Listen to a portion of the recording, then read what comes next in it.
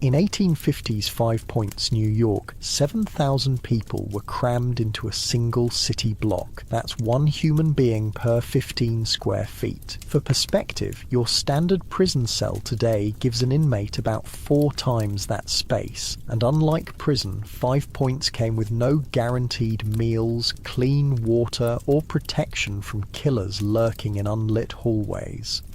So if these stories help you relax or whatever, hit like or subscribe. Also curious where everyone's at, comment your city and time. Reading through last video's comments and seeing Miami, Manchester and Melbourne all in there. The internet's weird, right? So we're going back to 1850's Five Points tonight. But hold on, get yourself comfortable first. I mean it. Fix your pillows, grab that blanket. This one's worth settling in for. The stench hits you first. Your eyes aren't even open yet, but your nose is working overtime. It's a cocktail of horrors: human waste, rotting food, unwashed bodies, and something else. Something dead. Maybe a rat decomposing in the wall beside your head. That wall, by the way, is so thin you can hear the baby crying on the other side, the couple fighting beyond that, and someone coughing up what sounds like pieces of lung even further away. You're waking up in Five Points, New York, 1853, the most notorious slum in American history. And that sound you're hearing, that's not your imagination, it's the cockroaches scuttling across the floorboards inches from your face. Your bed is a pile of damp straw covered with a scrap of burlap that someone probably stole from the docks. The moisture in it isn't water. Better not to think about it. Unlike your plush mattress back home, this one comes with residents, lice and bed bugs that have been feasting on you all night, leaving constellation patterns of bites across your skin that itch like fire. Get up, someone grumbles, kicking at your feet. My spot now. That's how it works here. You don't own anything, not even the space you sleep in. This tenement room, barely 10 feet by 12, sleeps in shifts. Night workers are coming back, which means day workers, that's you now, need to clear out. You sit up and count the bodies. 15 people crammed into a space that would be tight for 4. Men, women, children, all piled together. Some are family, most are strangers. 3 generations sharing the same fetid air, the same floorboards tacky with substances you don't want to identify. In your head you're screaming, this is not survivable. Humans can't live like this. Spoiler, they did. By the thousands. You knew? Asks a woman with a face so weathered she could be 30 or 60. Impossible to tell. She's Irish, you can tell from the accent, probably part of the massive wave that fled the potato famine only to find this American paradise. The pump's already got a line, she says, nodding toward the door. Better hurry if you want water today. Wait, did she say the pump? As in singular, one water source for hundreds of people? How many people live in this building, you ask, trying to get your bearings. She cackles, showing gaps where teeth should be. Building? You mean the whole block? Thousands, love. This building alone, probably 200 or so, but who's counting? You move toward what passes for a window, a small opening covered with paper instead of glass, letting in a weak greyish light that does nothing to dispel the gloom. Tearing a small hole, you peer out into what should be a street, but is actually more like a narrow canyon between towering tenements. The buildings lean toward each other, blocking out the sky. At the bottom of this urban ravine, a river of filth flows down the centre. Yesterday's chamber pots, food waste, and God knows what else. Your stomach flips. Unlike your comfortable bed back home, there's no heading to a private bathroom for your morning routine. Instead, there's a communal outhouse in the back courtyard, if you're lucky enough to have one. Many just use chamber pots, emptied unceremoniously out the window with a half-hearted, "Look out below." If you're looking for breakfast, the woman continues, Maggie on the second floor sells stale bread, only half mouldy today, if we're lucky. As you pick your way across the room, careful not to step on sleeping bodies, your foot connects with something solid. A bottle. The room is littered with them. Cheap liquor is one of the few reliable comforts in 5 Points. Who could blame them? Reality is better kept at a distance when it looks like this. The hallway outside is dark, the walls slick with a substance you don't want to identify. The smell is worse here, concentrated and inescapable. You place your hand on the wall for balance and immediately regret it, feeling something soft and fuzzy, mold growing in patches like some alien landscape. "Hurry up!" someone hisses behind you, shoving past. "I gotta get to the sweatshop by 6 or they'll dock my pay." Following this shadow, you navigate down a staircase that creaks so ominously you're certain it will collapse. Each step bows in the middle, worn down by thousands of feet over decades. The building itself seems alive, groaning and shifting as people move through its decayed arteries. The sound grows louder as you near the bottom, hundreds of voices creating a chaotic symphony. 5 Points is waking up. Outside, the narrow street is already filled with people. Peddlers shout their wares, children dart between legs, women balance impossible loads on their heads, and men huddle in tense groups planning the day's hustle.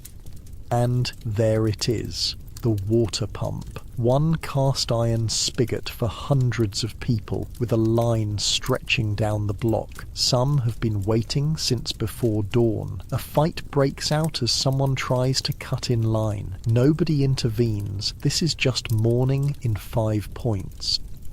"First time?" asks a boy, maybe 10 years old, but with eyes far older. His accent marks him as Italian, one of the newer groups to call this hellscape home. Before the Irish, it was Germans and Dutch. After the Irish came Italians and Chinese. 5 Points has always been where America stashes its newest arrivals. The trick is to cup your hands just right, he demonstrates, so you don't lose a drop. Some days, they shut it off by noon. This casual comment hits you like a brick. Water, that thing you take completely for granted, is a precious and limited resource here. No tap in your apartment, no water pitcher in your fridge, just this single public pump with rusty water that probably carries as many diseases as it prevents. What about food? You ask, suddenly aware of the hollow feeling in your stomach. The boy grins, revealing surprisingly white teeth. "Follow me. I know where the bakery tosses day-olds."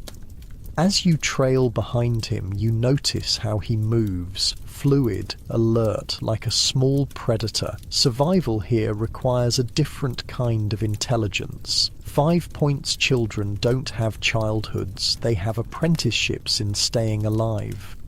Turning a corner, you enter what must be the main thoroughfare of 5 Points, the infamous intersection where 5 streets meet, creating the star-shaped crossroads that gave this neighbourhood its name. It's a shock of activity, colour and noise after the dim tenement.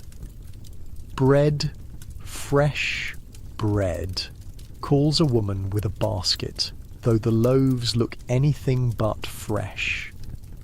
"Fish catch from the harbour," shouts another, selling what appear to be fish heads and tails, the scraps left after the good parts went to wealthy homes uptown. "Stay close," your guide warns, "cut purses everywhere." He's not exaggerating. You spot at least 3 pickpocketing attempts in as many minutes. 5 Points operates on its own economy, part legitimate trade, mostly exploitation and theft. Everyone is trying to get something from someone else because resources are so desperately scarce. A commotion erupts ahead. The police are conducting a raid, dragging people from a basement gin shop. These aren't the polished officers of your time. These cops are as brutal as the neighbourhood they patrol, cracking heads first and asking questions never. "Paddy wagon," your guide mutters. "Best stay back." The police load their struggling captives into a wagon bound for the nearby tombs, the city prison that looms over 5 Points like a physical manifestation of threat, one day breaking the law, the next day locked away. The cycle is as predictable as it is inescapable. "That's Bandit's Roost!"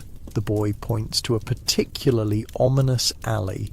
"Don't go there, ever!"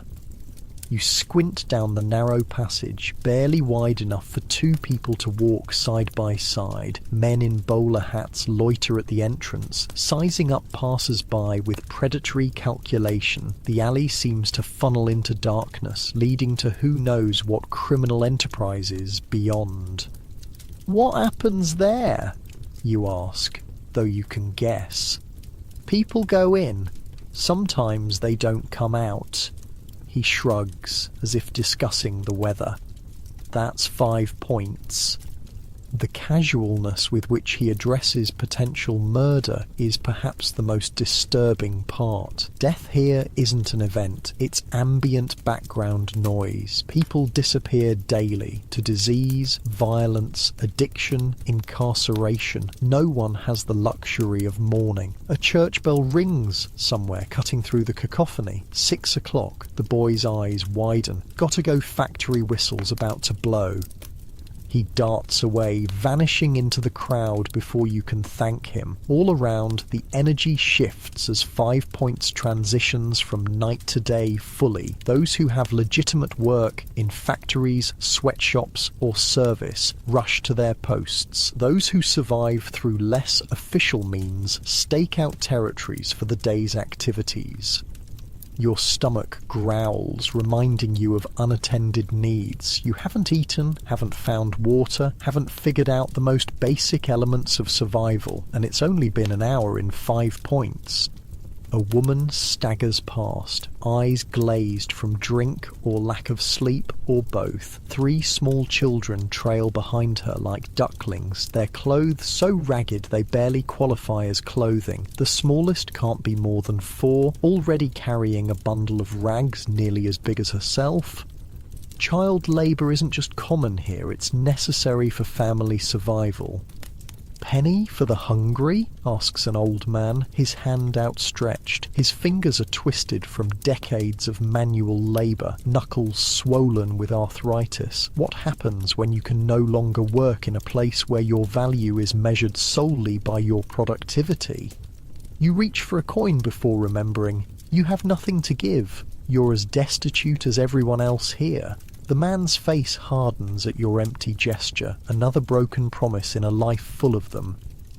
"Sorry," you mutter, but he's already moved on to the next potential donor. The sun has risen higher now, illuminating 5 Points in all its horrific glory. The tenements rise 5, 6, 7 stories high, with laundry strung between them like grotesque party decorations. Every window that can open is open, a desperate attempt to circulate air in buildings designed to maximize profit, not human comfort. And the people, my God, the people. Everywhere you look, bodies in motion. 5 Points makes Times Square look positively spacious. There's no concept of personal space, no bubble of privacy. Humanity exists in one churning collective mass. "You lost?" asks a woman, balancing a basket of apples on her hip. Her accent places her as a native New Yorker, which makes her something of a rarity here. "Just taking it all in," you reply, unable to articulate the overwhelming assault on your senses. She snorts. "First day in the Points, you'll either be dead or wish you were by sundown." With that cheerful assessment, she moves on, calling out her wares. "Apples 2 for a penny." A fight erupts nearby, 2 men grappling over what appears to be a loaf of bread. No one intervenes. In fact, a small crowd gathers, some calling encouragement, others placing bets. Entertainment is where you find it in 5 Points. The fight ends as quickly as it began, one man fleeing with the prize, the other nursing a bloodied nose. The crowd disperses, disappointment evident. The brief drama concluded, they return to the grinding business business of survival. Make way, make way.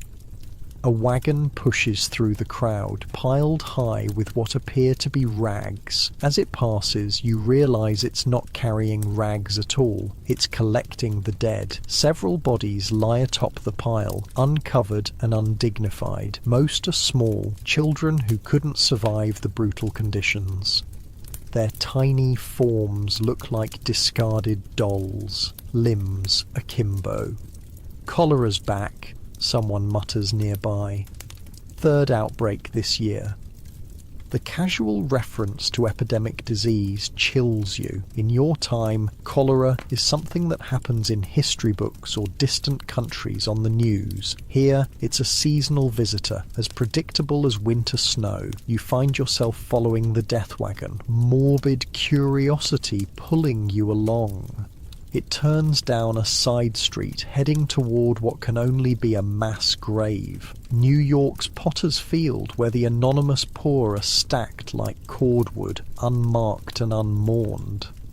"You looking for someone?" asks the driver, mistaking your horrified fascination for bereavement. "No, I've never seen..." He spits tobacco juice, narrowly missing your foot. "Stick around 5 points long enough, you'll see plenty. Might end up on my wagon yourself."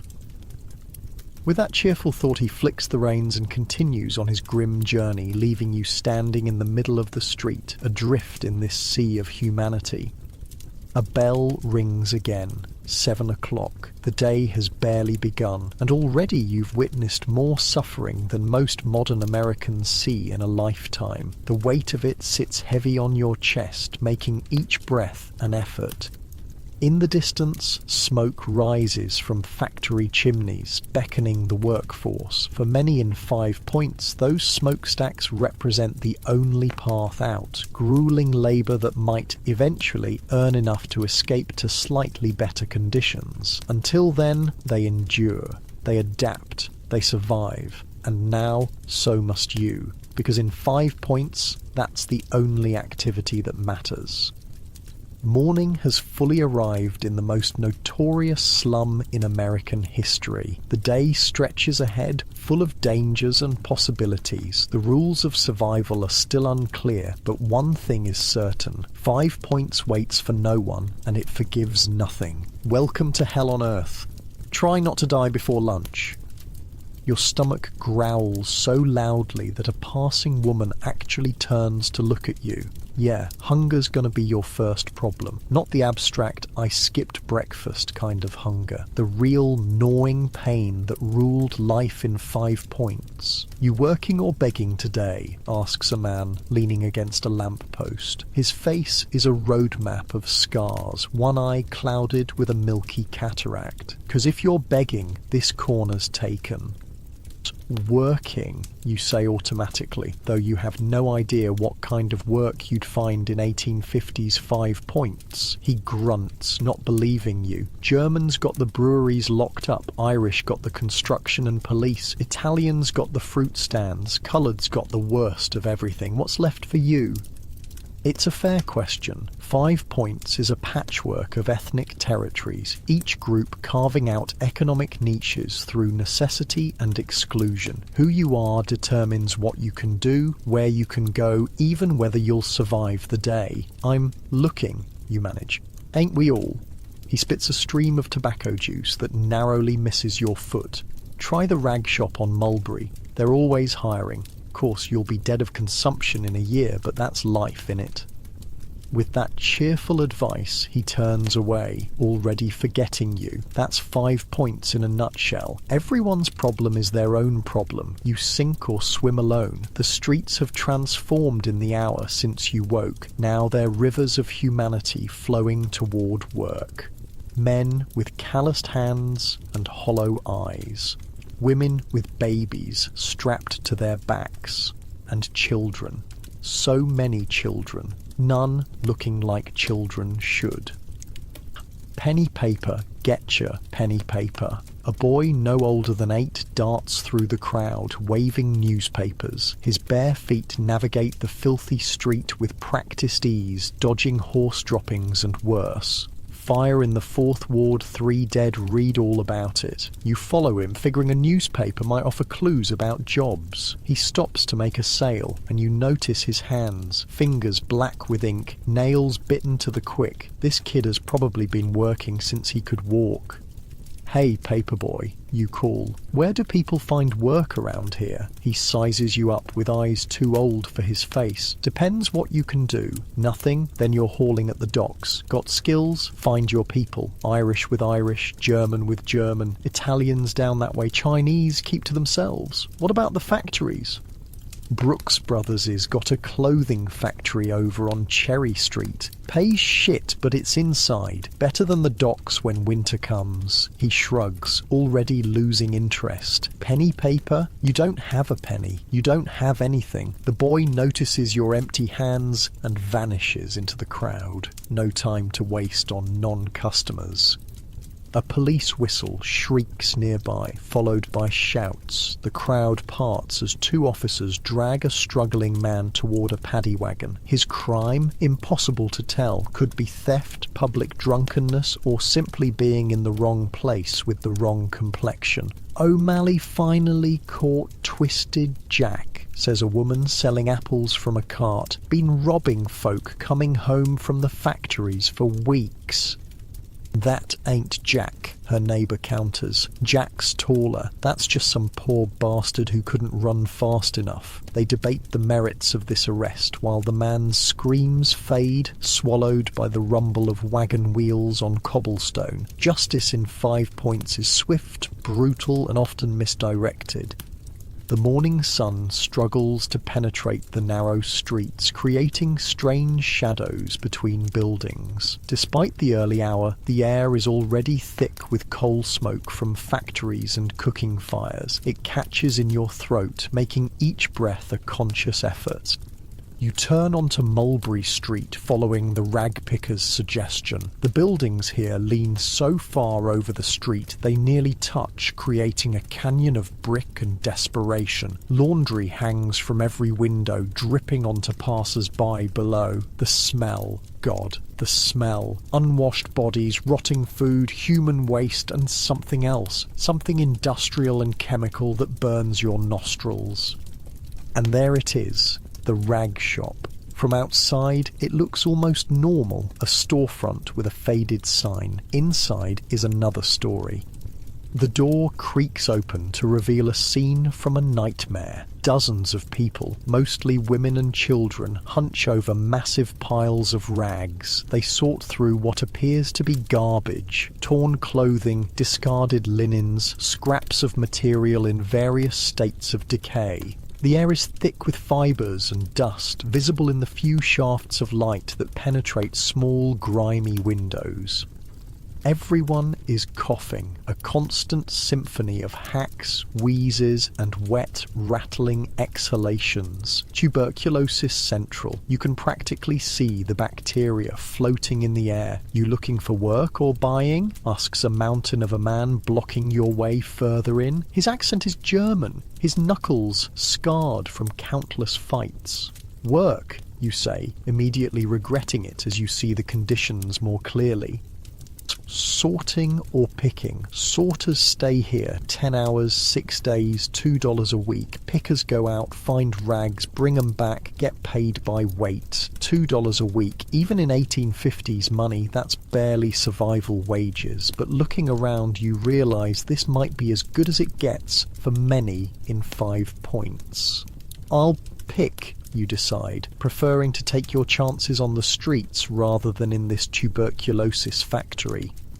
He hands you a burlap sack with a strap. "Bring back clean ones only. No shit, no blood, no dead rats. We find that stuff, we dock your pay. Come back by sunset or don't come back at all." And just like that, you're employed as a rag picker in 5 Points. The bottom rung of a very tall, very slippery ladder. Outside, you take a deep breath of relatively fresher air, wondering where to begin. Other rag pickers are already scattering to their territories, knowing the best spots through years of experience. First day, a woman sidles up beside you, her own sack already half full, though the day has barely begun. Her accent marks her as Irish, probably famine-fled like so many here. You got that new look, like you still expect things to make sense. That obvious, huh? Follow me if you want. I know where the rich folks dump their linens. You fall in step beside her, grateful for any guidance in this alien world. She moves with purpose through the labyrinth of 5 points, taking shortcuts through alleys so narrow you have to turn sideways to pass. Name's Mary, she offers. Been here 3 years. Came over when the potatoes went black and half my village starved. The famine, you say, remembering history books.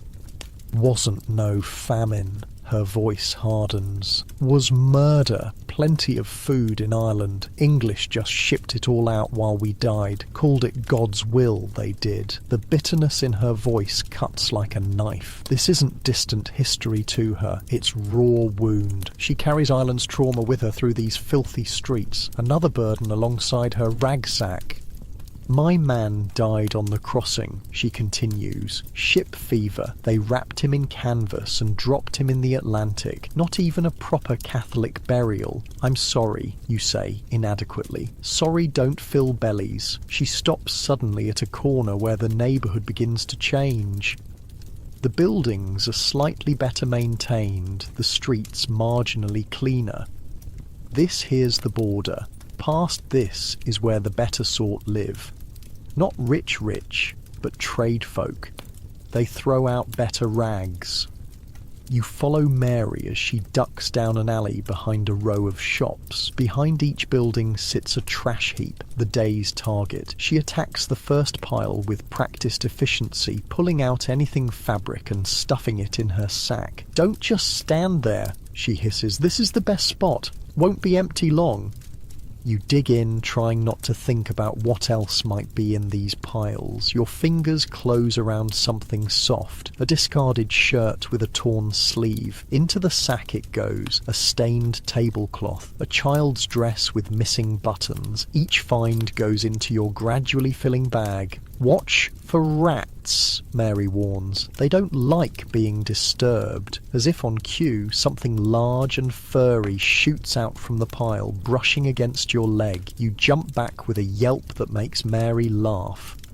5 points rats are like cats elsewhere, she says, and the cats are like small dogs, and the dogs, she shudders. Well, best not meet the dogs in the dark. As you work, Mary explains the rag picker's place in 5 points economy. The rags you collect will be sorted at the shop, then sold to paper mills where they're broken down into pulp for making paper. The better pieces might become shoddy, recycled fabric ground up and rewoven into cheap cloth. Nothing is wasted, nothing can be when resources are so scarce. By midday, your sack is half full and your back is screaming. Mary seems invigorated by the work, or at least resigned to it. She straightens up, stretching. Dinner, she announces, can't work on empty. You follow her to a street vendor selling what he claims is beef stew for 2 cents a bowl. The meat floating in the greasy broth could be anything: horse, rat, dog. But it's hot and your body needs fuel. Mary pays for both of you, waving away your thanks. You'll do the same when you can. That's how we survive here. The stew sits heavy in your stomach as you continue your rag-picking journey. Mary leads you through a complex geography of 5 points, each street representing a different risk and opportunity. That there's a brothel, she points discreetly to a building with red curtains, and that's an opium den. Chinese run it, but everyone goes. Lots of rag picking there. Drunks and hopheads lose their clothes often enough.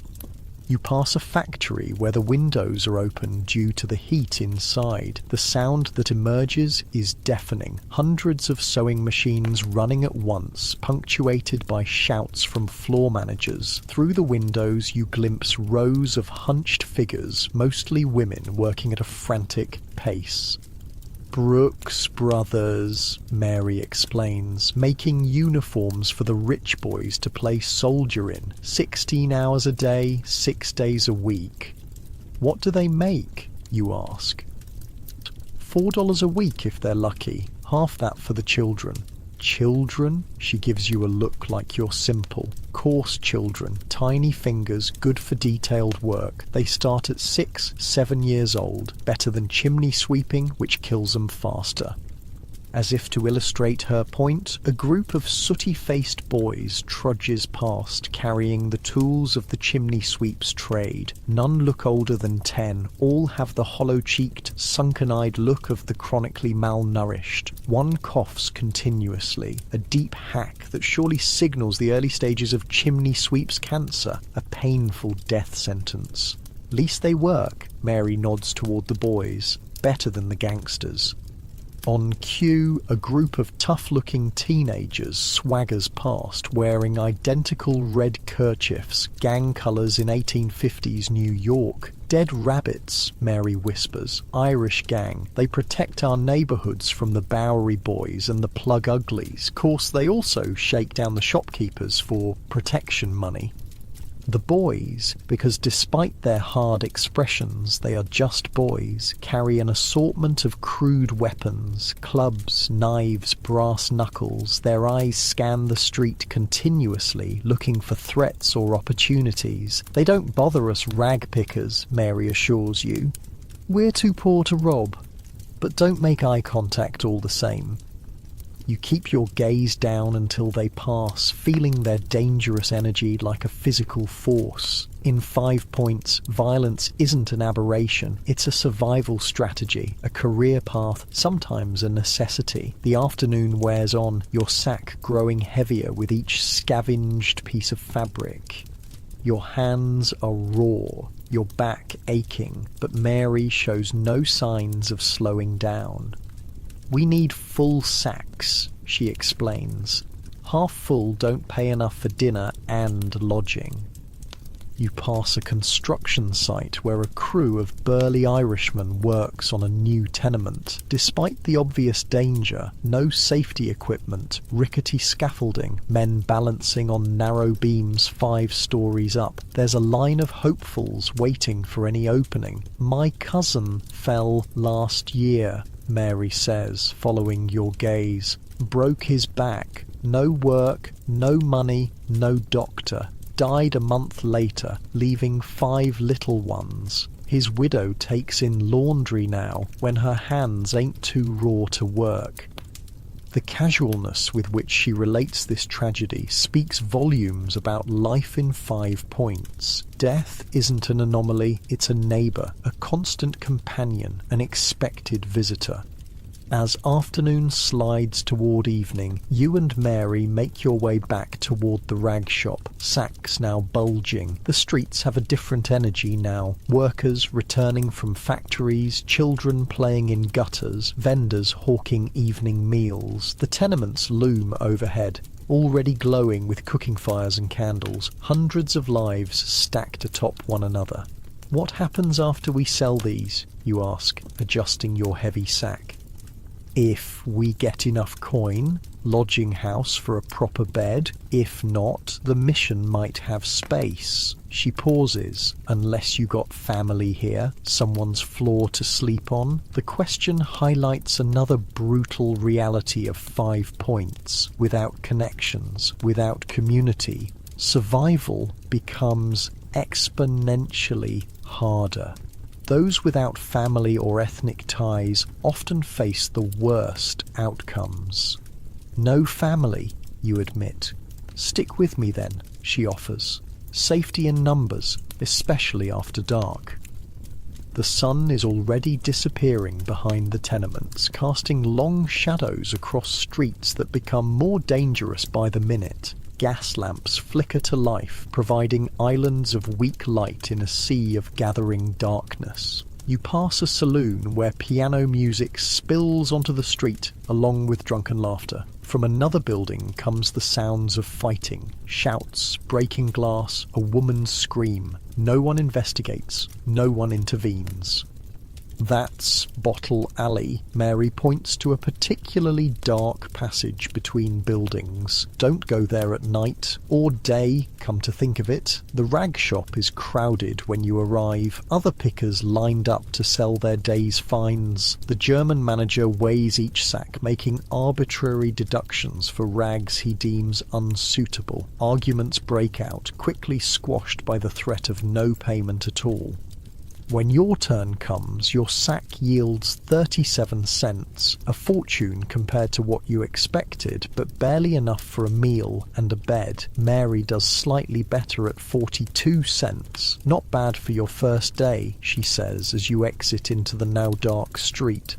Most don't find the good spots their first time out. Thanks to you, you acknowledge. We help our own, she says simply. Irish look after Irish, Italians for Italians, Chinese for Chinese. It's the only way. That's the unspoken system of 5 points. Mutual aid within ethnic enclaves, suspicion or open hostility between them. It's not prejudice so much as desperate pragmatism. Resources are so scarce that taking care of outsiders feels impossible. Mary leads you to a dingy shop selling what passes for dinner in 5 points. A stew similar to lunch, but with more mysterious meat floating in grease. 2 bowls and a hunk of bread costs 15 cents, leaving you with 22 for lodging. As you eat, standing at a crowded counter, Mary points out the various characters that make up 5 Points' evening crowd. That's old Tom. She nods toward a man with an impressive beard. Best pickpocket in the points. They say he can lift your teeth while you're talking and you won't notice till you try to eat. And her? You indicate a well-dressed woman who seems out of place.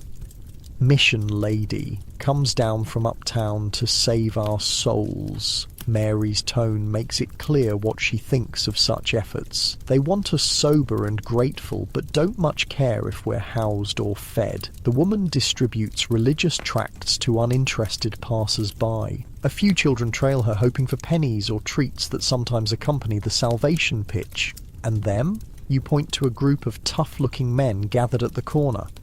Mary's voice drops to a whisper. 5 Pointers, worst gang in the city. They control everything. Protection rackets, gambling, girls. Cross them and you disappear. As if sensing your attention, one of the men glances your way. You quickly look down at your bowl, heart racing. Even without understanding the specific power dynamics, you recognize predators when you see them. Finish up, Mary urges. We need to find lodging before the good spots fill. The good spots turn out to be relative. Mary leads you to a lodging house on Baxter Street, a 5-story tenement with rooms subdivided into impossibly small sleeping spaces. For 20 cents each, you get floor space in a room with 14 other people, a luxury compared to those who sleep in shifts or in the streets. Home sweet home, Mary says with grim humour as you enter the dark, fetid room. Find a spot and hold it, and sleep with anything valuable under your head, or it won't be there come morning. You settle onto a patch of bare floor, using your coat, which you've mysteriously acquired in this historical nightmare, as both mattress and pillow. Around you, the sounds of 5 Points at night filter through thin walls. Arguments, laughter, crying babies, drunken singing, occasional screams. First day's the worst, Mary says, curling up nearby. After a while, you stop noticing how bad it is. That's when you know 5 Points has got you for good. As you lie there, body aching from unaccustomed labour, you wonder about the people who lived this reality not as a historical tourism experience, but as their actual lives. How did they endure? What kept them going in conditions that seem unsurvivable? The answer, perhaps, lies in Mary's matter-of-fact resilience. The people of 5 Points survived because the alternative was death, and human beings will endure almost anything to live one more day. They created community where none should have been possible. They found moments of joy in a landscape of suffering. They persisted. Tomorrow will bring another day of rag picking, another struggle for pennies and survival. But for now, in this crowded room full of strangers bound by common poverty, there is a strange kind of peace. Not comfort, never that, but the collective exhale of people who've made it through one more day in America's most notorious slum. Outside, 5 Points continues its nocturnal transformation, becoming even more dangerous as darkness provides cover for its worst elements. But that's a problem for tomorrow. For now, exhaustion pulls you toward unconsciousness. Your first day of work in 5 Points complete. You've survived. In this place, that counts as victory. Sleep in 5 Points doesn't last long. You're jolted awake by someone stepping over you in the dark, heading out for early morning work. Your back aches from the hard floor, and there's a suspicious wetness seeping through your coat from whatever was spilled there before you claimed the spot. Mary is already up, tying back her hair with a frayed ribbon.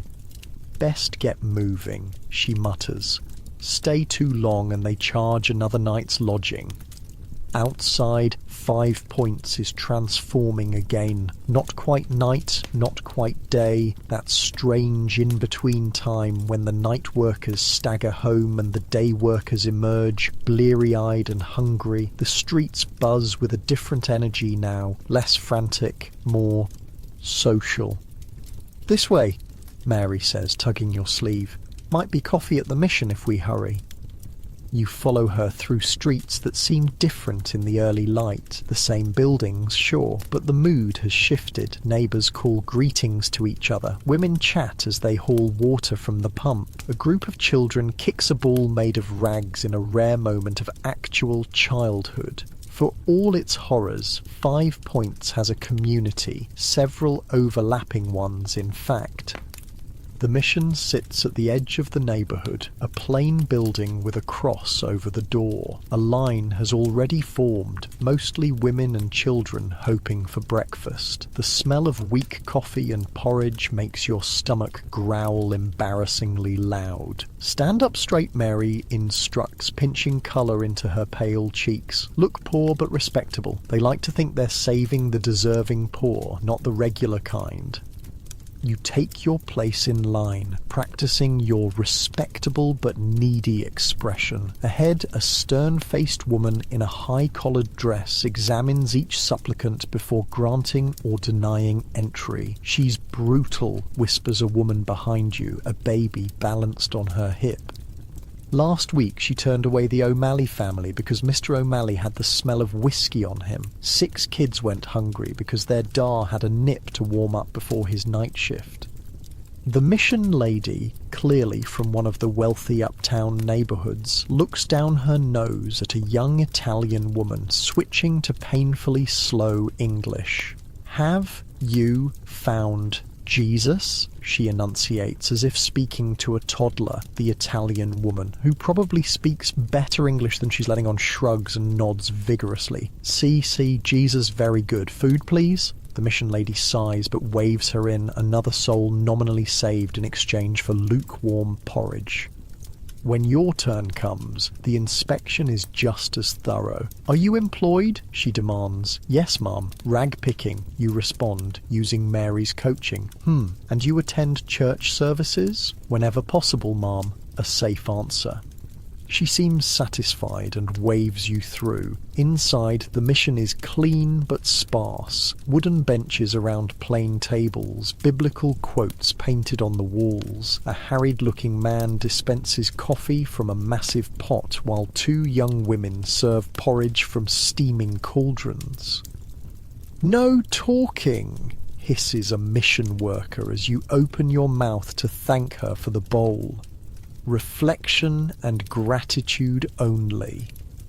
You sit in enforced silence, shoveling the bland porridge into your mouth. It's barely seasoned, probably made with the cheapest oats available, but it's hot and filling. Around you, 5 Points residents do the same, some sneaking extra bread into pockets for later.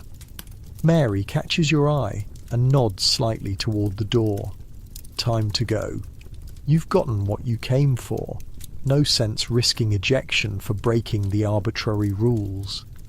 Back outside, the day has fully begun. The streets teem with life in all its 5 Points variety. Peddlers hawk their wares from carts and baskets. A knife sharpener sets up his wheel, the metal on stone screech adding to the cacophony. Children dart between adults, some playing, others already working as messengers or sellers. That's better, Mary says, stretching. Can't stand that quiet they force on you, like we're supposed to be ashamed of eating.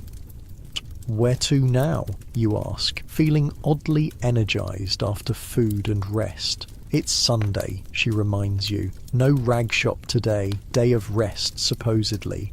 What do people do with a day off in 5 Points? Mary's laugh is genuine, crinkling the corners of her eyes. Rest? Who said anything about rest?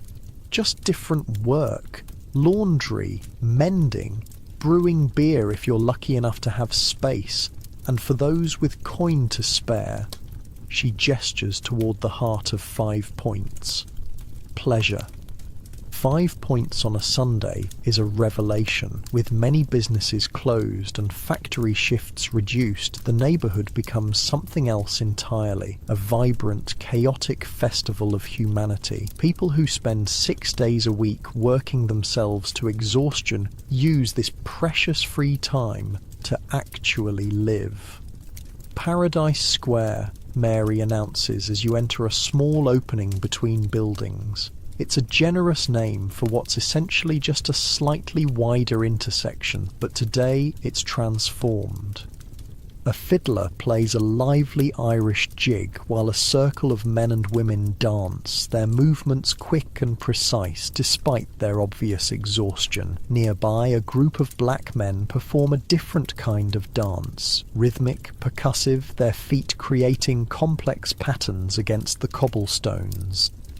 Step dancing, Mary explains, nodding toward the Irish dancers, and that there's tap dancing. The coloured's invented it, but now everybody's mixing it up together. Best dancers in 5 Points do both styles. The music is infectious, spilling out from bars and street corners.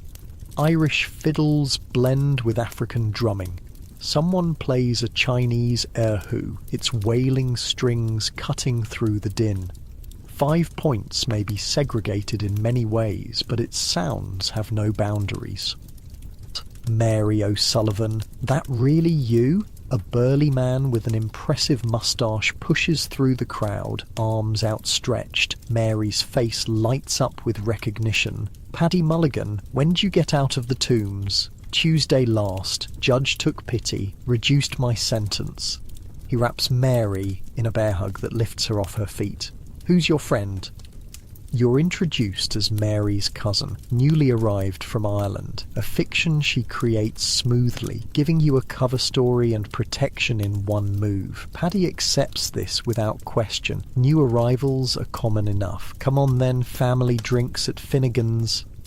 You follow them to a dingy saloon already packed despite the early hour. Inside, it's dim and smoky, smelling of spilled beer and unwashed bodies. But there's genuine warmth here too. People greeting each other, sharing stories, temporarily forgetting the hardships waiting outside. First round's on me, Paddy announces grandly, slapping coins on the bar. Just got paid for unloading at the docks. The beer arrives in chipped mugs, dark, foamy, and probably safer than the water. You take a cautious sip and nearly choke. It's strong, barely cooled, and tastes vaguely medicinal. Good, ain't it? Paddy grins at your reaction. Finnegan brews it in the basement, puts something special in it. He won't say what. Best not to ask, Mary adds with a wink. The saloon grows more crowded as morning slides into afternoon. A battered piano in the corner comes to life, played by a man missing several fingers. Nobody seems to mind the occasional wrong note. It's the spirit that counts. Paddy introduces you around as Mary's cousin, each introduction conferring a little more protection, a little more community. You meet dock workers with hands like leather, seamstresses with permanently bent postures, a chimney sweep whose laugh inevitably dissolves into coughing. "That's Maggie Malone," Mary whispers, nodding toward a hard-faced woman holding court in the corner. They call her Hellcat Maggie, runs with the dead rabbits, filed her teeth into points and wears brass fingernails in a fight. You try not to stare at the woman's smile, which does indeed reveal filed teeth. The casual mention of brass fingernails as weapons makes your skin crawl, but no one else seems fazed. "And that's Dandy Johnny over there," Paddy points to a well-dressed man surrounded by admirers. "Gentleman thief. They say he can pick a lock faster than you can blink. 5 points royalty, holding court in a dive bar on Sunday morning. The neighbourhood has its own celebrities, its own hierarchy, completely separate from the wealthy New York elite who occasionally slum here for exotic thrills." "Speaking of celebrities," Mary nudges you, "look who's come to stare at the animals." A group of well-dressed men and women enter, clearly from uptown based on their clothes and uncomfortable expressions. They're led by a confident man who seems familiar with the saloon. Tourists, Paddy spits, rich folk coming to gawk at how the other half lives. Been happening since that Dickens fellow wrote about us. Charles Dickens. Of course, the famous author visited 5 Points in 1842 and wrote about it in American Notes, putting the neighbourhood on the map as the ultimate urban slum. Now it's a perverse attraction for thrill-seeking upper classes. That guide charges them $5 a head, Mary explains, promises them glimpses of genuine vice and depravity. They'll hit the dance halls, brothels and opium dens, then go home feeling like adventurers. The tourists move through the saloon, barely concealing their mixture of fascination and disgust. One woman holds a perfumed handkerchief to her nose, eyes wide above it. They don't speak to any residents, just observe as if visiting a zoo. Next, they'll want to see the Irish jig, Paddy predicts bitterly, like we're performing monkeys. Sure enough, the guide announces that the group will now witness authentic ethnic dancing at Paradise Square. They file out, leaving behind the scent of expensive cologne and the bitter taste of being treated as exhibits. "Let's get some air," Mary suggests, sensing the darkening mood. Outside, 5 Points has fully embraced its day of leisure. Despite the grinding poverty, despite the looming return to brutal labour tomorrow, people have found ways to enjoy this moment of freedom. Children play games with improvised toys, marbles made from clay, hoops from old barrel rings, balls from bundled rags. Women gather on stoops, mending clothes and sharing gossip. Men pitch pennies against walls or gather around makeshift gambling tables, risking their meagre earnings for the chance at something more. "Look there," Mary points to where the cobblestones open up around Paradise Square. "That's what the tourists really came to see." A crowd has gathered around 2 men locked in what appears to be a dance battle. One, a tall black man, performs intricate footwork that creates percussion against the street. The other, an Irish lad barely out of his teens, responds with his own steps, attempting to match and then surpass his opponent's complexity. "Master Juba against Jack Diamond," Paddy explains, pushing closer for a better view. "Best dancers in the Points." Master Juba, William Henry Lane, was a legendary figure in 5 Points, one of the few black performers to achieve fame among white audiences as well. His fusion of Irish step dancing with African rhythms was creating something entirely new before your eyes, what would eventually be known as tap dancing. The crowd erupts as Juba executes a particularly complex sequence, his feet moving almost too fast to follow. 5 Points residents of all backgrounds cheer together, ethnic divisions temporarily forgotten in appreciation of genuine artistry. "That's 5 points for you," Mary says, a touch of pride in her voice. "Worst place in America, they say, but we made something they ain't got nowhere else." It's true. For all its squalor and danger, 5 Points has become an unlikely cultural cauldron, mixing European, African and Asian traditions into something uniquely American. The neighborhood's very density forces different groups into contact, creating frictions, but also unexpected collaborations. As the dance battle concludes with good-natured handshakes, the crowd disperses toward other Sunday entertainments. Some head for churches, Catholic, Protestant or storefront congregations with their own unique traditions. Others drift toward the theatres that offer cheap seats and bawdy shows. "Come on," Mary tugs your sleeve. While the mission ladies are in church, the boxing starts. She leads you down a narrow alley and through a nondescript door into what appears to be a basement tavern. The room is packed with bodies, all focused on a cleared space in the centre where 2 shirtless men circle each other, fists raised. "Bare knuckle," Paddy explains, appearing beside you with fresh beers. "None of them fancy Queensberry rules here." The fighters are evenly matched, one Irish, one German, both with the hard, lean bodies of men who perform physical labour 6 days a week and fight for extra coins on the 7th. Blood already streams from the Irishman's eyebrow, but he grins through it, seemingly energised by the damage. Bets change hands rapidly, shouted across the room in multiple languages. You noticed Dandy Johnny from the saloon earlier, moving through the crowd collecting wagers in a small notebook. 5 Points might be dirt poor, but where there's entertainment, there's gambling. The fight is brutal and quick. The German catches a solid right to the jaw and goes down hard. The crowd roars, money changes hands, and almost immediately 2 new fighters take the centre. "Brothers," Mary explains over the noise, fighting to see who takes their father's place on the docks after he lost his arm in the machinery. The casualness with which she describes this family tragedy, 2 brothers literally fighting for the chance to work a dangerous job, highlights again the matter-of-fact relationship 5 Points residents have with hardship. It's not dramatic to them, it's Tuesday.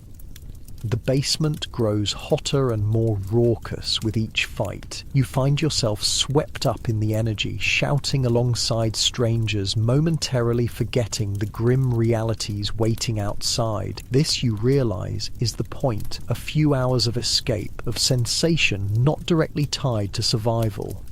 "Last fight," someone announces. "Champion challenge." The crowd parts to reveal a mountain of a man, bare-chested and scarred from countless previous battles. He scans the room with practiced arrogance.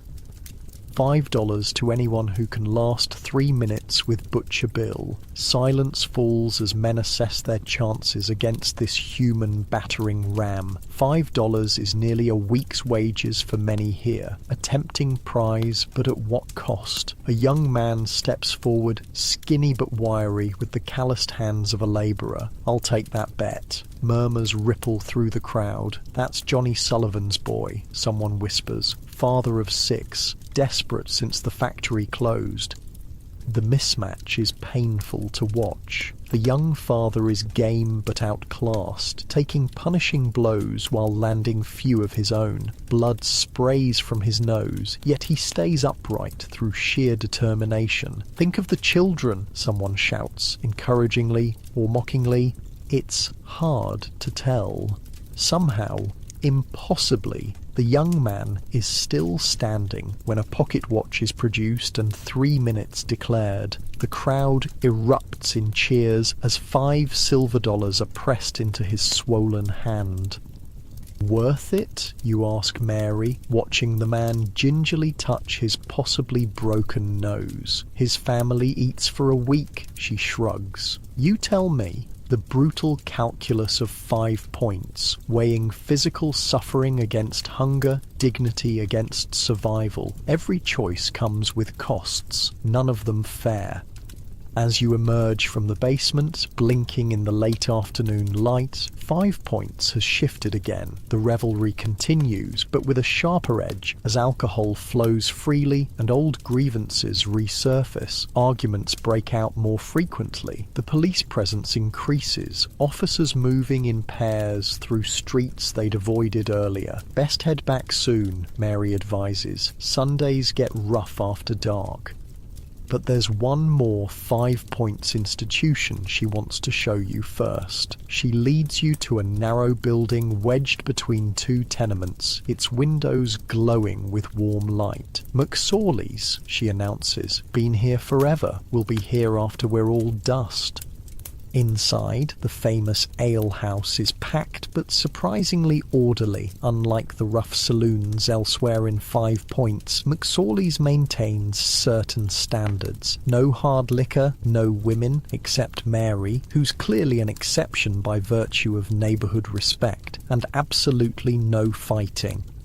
The sawdust-covered floor muffles the babble of voices speaking at least a dozen languages. Old Mr. McSorley himself serves behind the bar, remembering every regular's name and preferred brew. The walls are covered with newspaper clippings, political cartoons, and memorabilia spanning decades.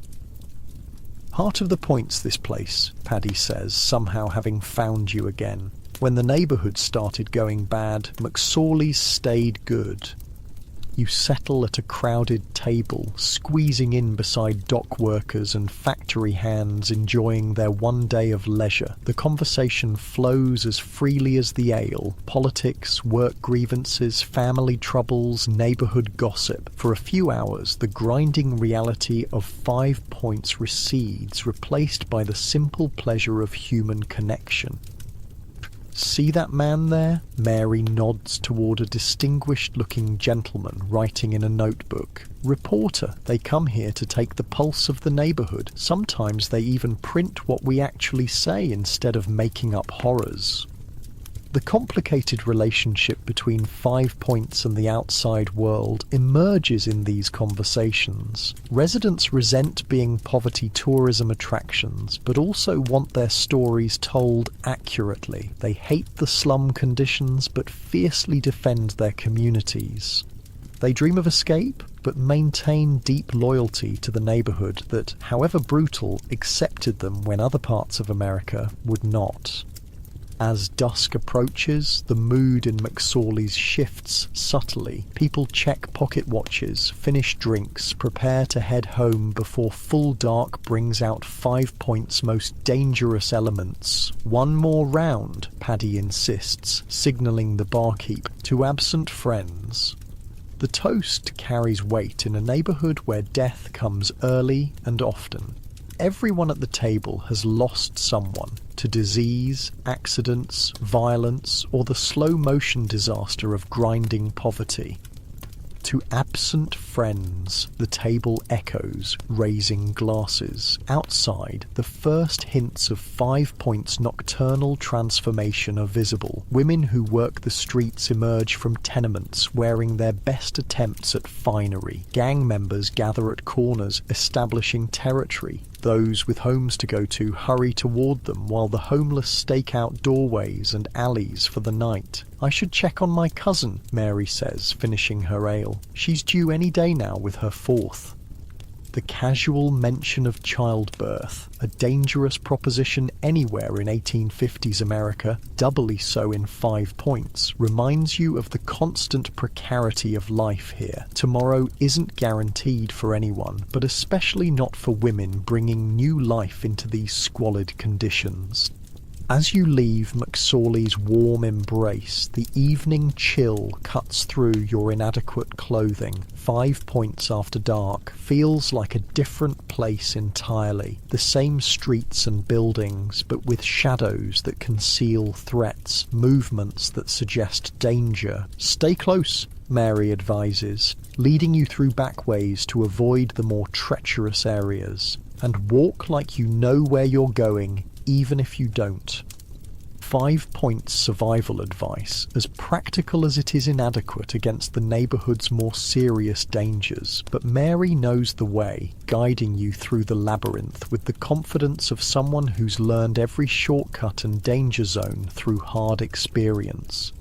The day of relative leisure is ending. Tomorrow brings the return to rag picking, to factories, to the relentless grind of 5 Points survival. But for now, with ale warming your belly and the memory of music and dancing still fresh, you understand something vital about this infamous slum. Even here, in America's most notorious neighborhood, people find ways to live rather than merely survive.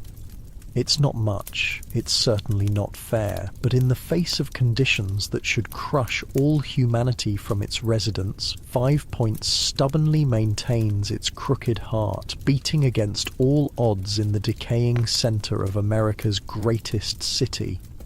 Morning comes with a new sound. Coughing, not the isolated hack of a chimney sweep or the occasional clearing of a smoker's throat, but a symphony of respiratory distress echoing through the tenement. It starts on the floor below, a deep, racking cough that sounds like it's tearing someone apart from the inside. Then another joins in from the room next door, and another. Christ, not again, Mary mutters, sitting up on her patch of floor. That's cholera for sure. The word hangs in the air, heavy with implication. Unlike your world with antibiotics and modern medicine, cholera in 1850s 5 Points is a death sentence for many. It spreads through contaminated water, which describes virtually all water in the neighbourhood. Knew something was wrong yesterday, she continues, gathering her few possessions. Too many people missing from McSorley's. And didn't you notice Mrs. Donovan wasn't at the pump? She's there every morning, rain or shine. You hadn't noticed, not knowing the neighbourhood's rhythms yet, but now that Mary mentions it, there was a strange tension underneath yesterday's revelry, a forced quality to the celebrations, as if people were trying to ignore something ominous lurking beneath the surface. What do we do? You ask, already dreading the answer. Do? We keep living. Mary's face hardens. We work. We eat if we're lucky. We stay away from the sick if we can. And we pray it passes us by. The brutal pragmatism of 5 Points hits you again. There are no sick days, no quarantine protocols, no safety nets. The choice is simple: work despite the epidemic or starve because of it. Outside, the neighbourhood feels different. People move faster, avoid eye contact, keep their distance when possible, which isn't very, given the crowding. A miasma of fear hangs over the already filthy streets. Don't drink the water, Mary warns, though you hardly needed the advice. Not that you should anyway, but especially not now. Beer and whiskey only. The alcohol kills the bad humours. Her folk medicine isn't entirely wrong. Alcohol might actually be safer than the contaminated water. But it's hardly a solution for children, pregnant women, or those who can't afford it. At the corner of Mulberry and Bayard, a crowd has gathered. At its centre, a man in a dark suit reads from an official-looking document. By order of the Metropolitan Board of Health, all residents of the affected buildings must vacate immediately for fumigation. "Bloody hell," mutters a man next to you. They're clearing out the bend.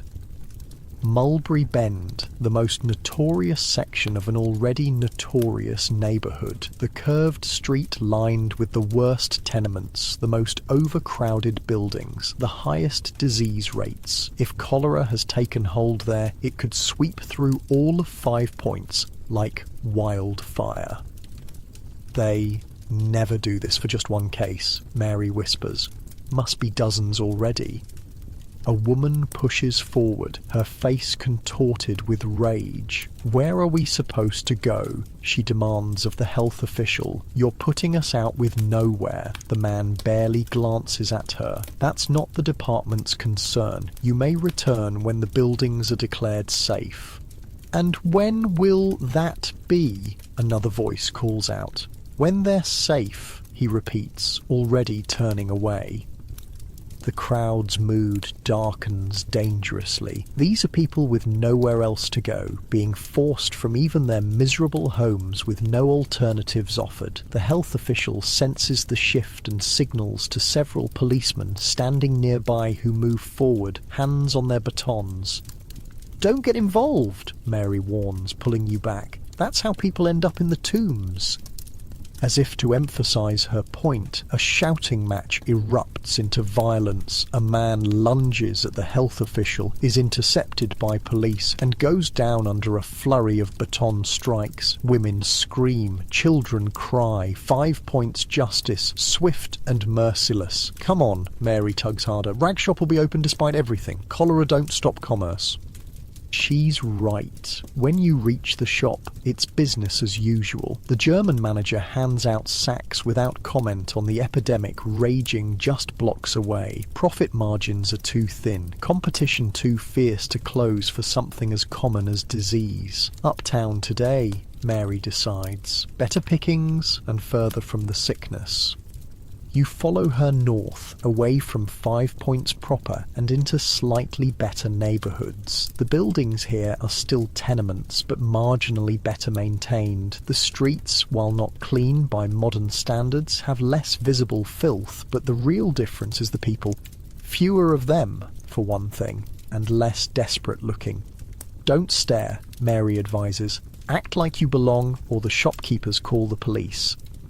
You try to adopt her purposeful stride, though everything about this slightly more prosperous area fascinates you. The social gradient is visible on every corner. The further from 5 Points, the better the conditions, block by block. "My cousin died in the cholera outbreak of 49, Mary says suddenly as you pick through a promising trash heap. 3 days from first symptoms to death. Healthy as a horse until then, 22 years old."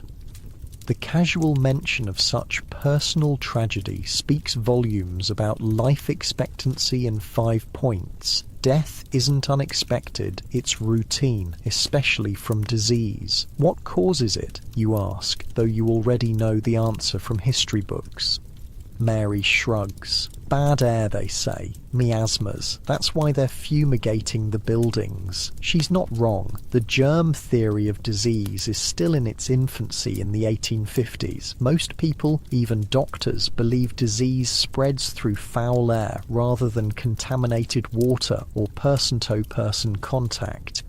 As you work, you notice other signs of the outbreak's impact. A house with a black crepe ribbon on the door, someone already dead inside, a doctor's carriage outside a better tenement, the horses stamping impatiently while their owner tends to those who can afford his services. And, most telling, the absence of children playing in the streets. They've been kept inside, a futile attempt at protection.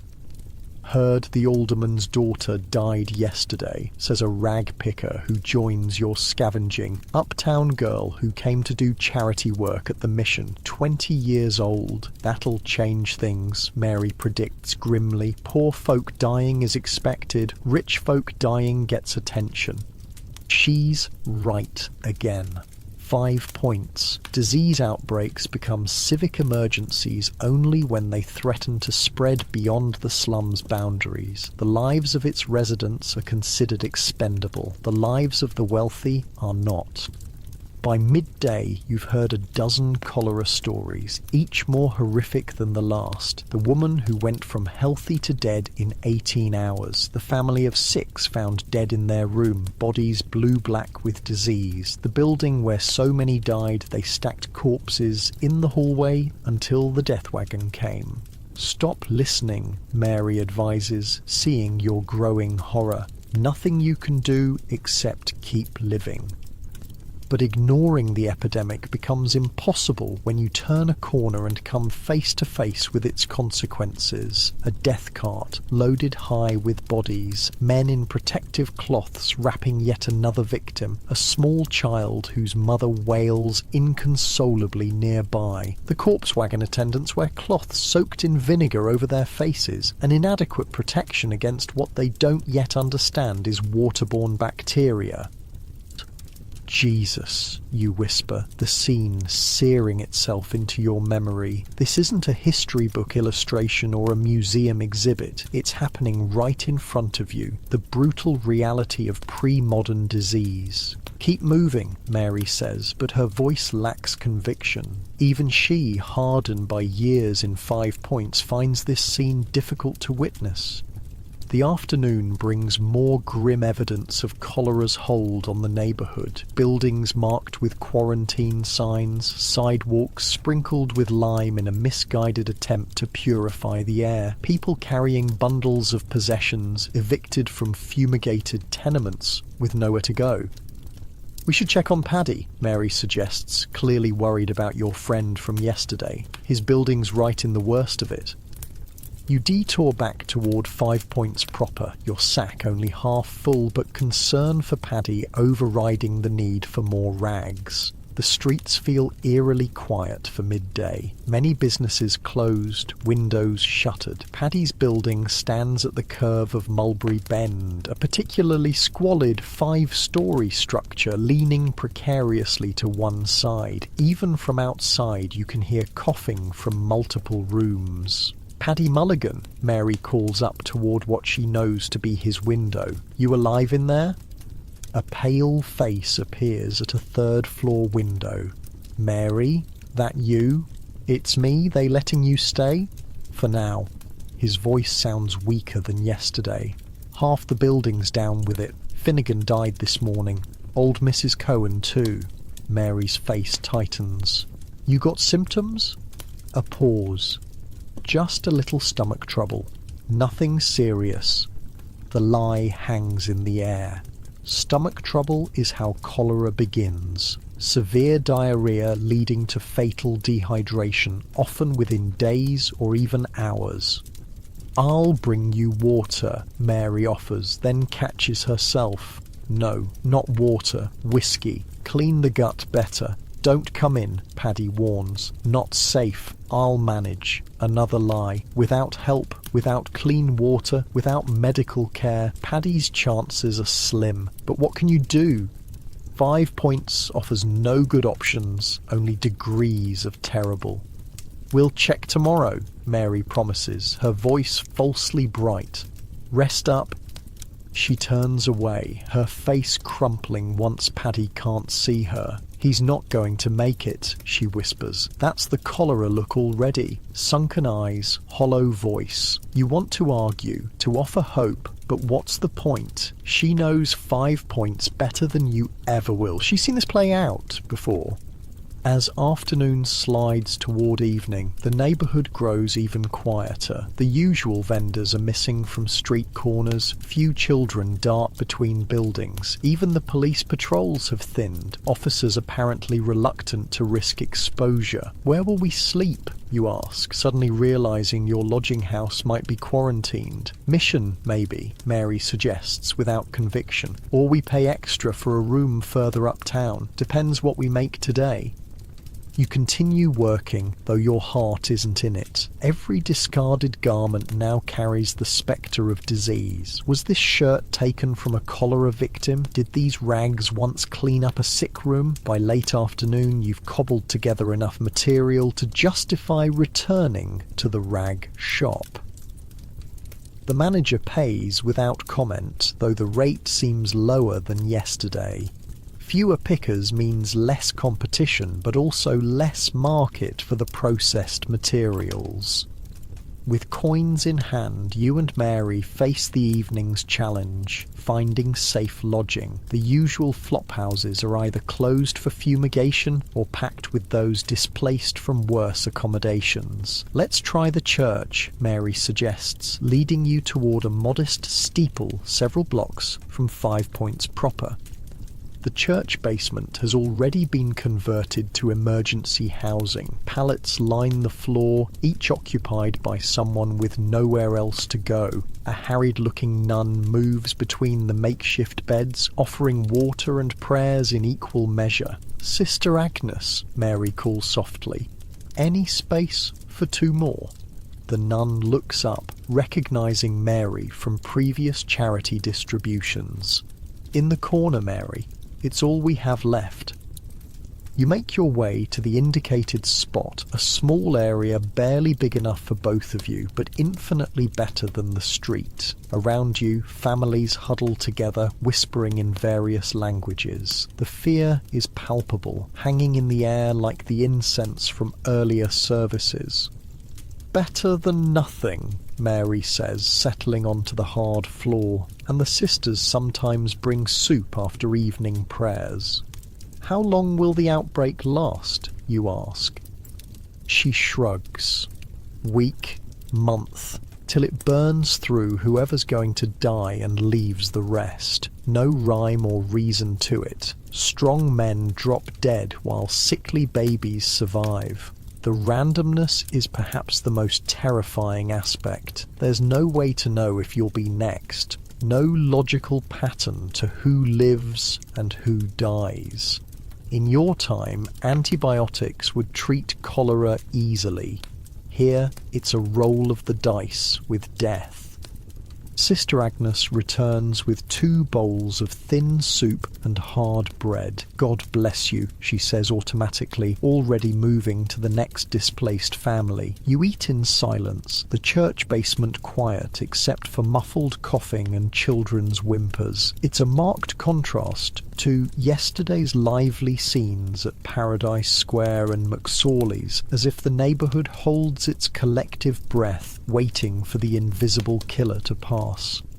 "My mother used to say sickness was God testing our faith," Mary says suddenly. "But I reckon if God wanted to test rich folk, he'd give them cholera too. The bitter theology of 5 Points, a God who seems to punish poverty with disease, who allows children to die in squalor while the wealthy remain safe in their uptown mansions. No wonder many here turn away from the church's promises." As night falls, candles provide the only light in the basement. Sister Agnes leads those willing in evening prayers, Latin words echoing against stone walls. Some join in, finding comfort in ritual. Others turn away, their faith another casualty of 5 Points hardship. "I keep thinking about Paddy," Mary whispers when prayers finish. "Alone up there, sick with no one to help." "Could we go back?" you suggest. "Bring him here?" She shakes her head. By now, he's either better or much worse. And if it's worse, she doesn't finish the thought. She doesn't need to.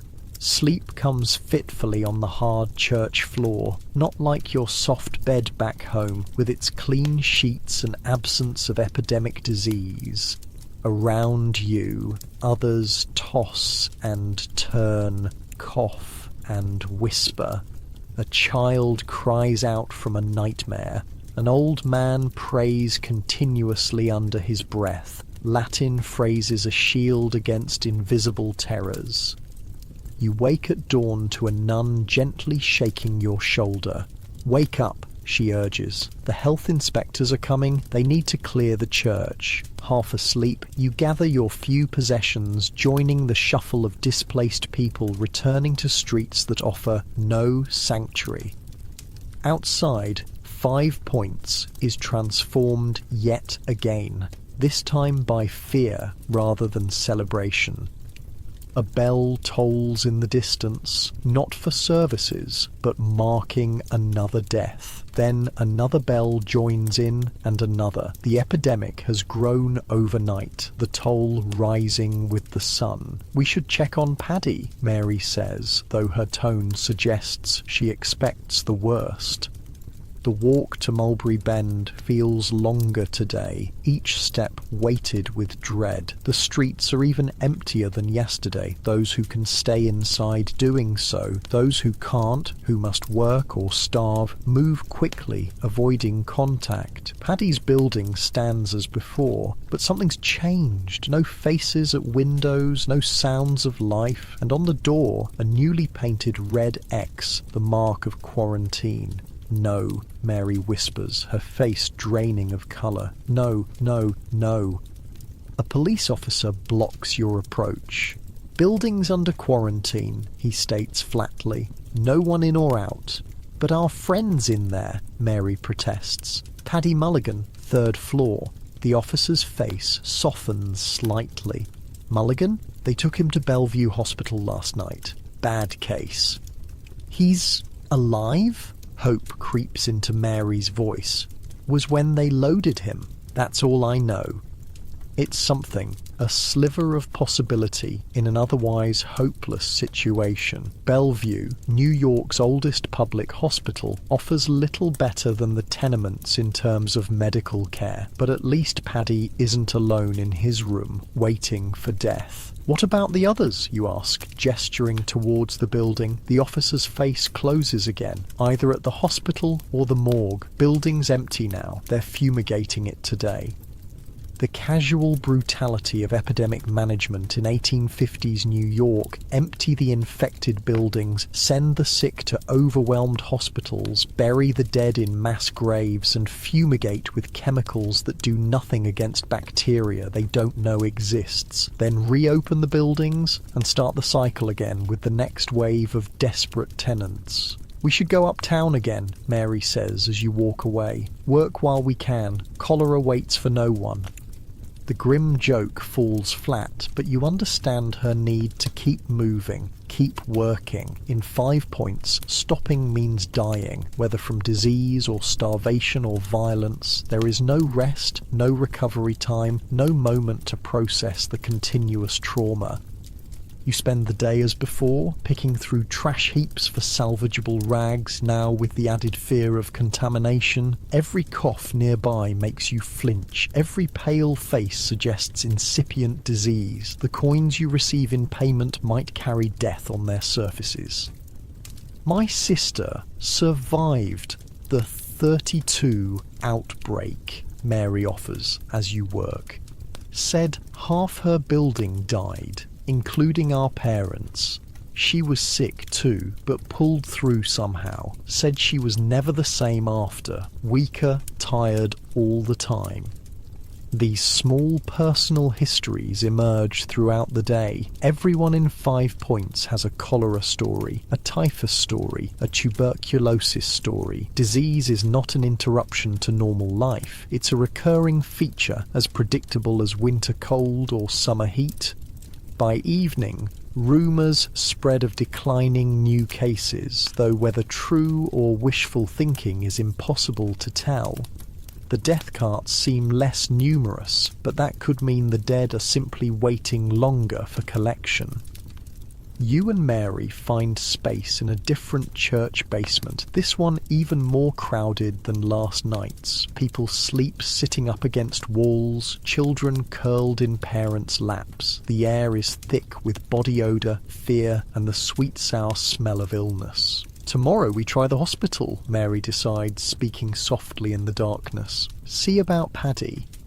You nod, though the prospect of entering Bellevue during an epidemic seems almost suicidal. But what choice is there? Paddy is friend, ally, connection, all crucial currencies in 5 Points survival. If he's still alive, she adds, we bring him food. Hospital food'll kill him faster than cholera. The dark humour of 5 Points, finding jokes in situations that should allow for none. It's not callousness so much as a coping mechanism, a way to face the unendurable and keep going anyway.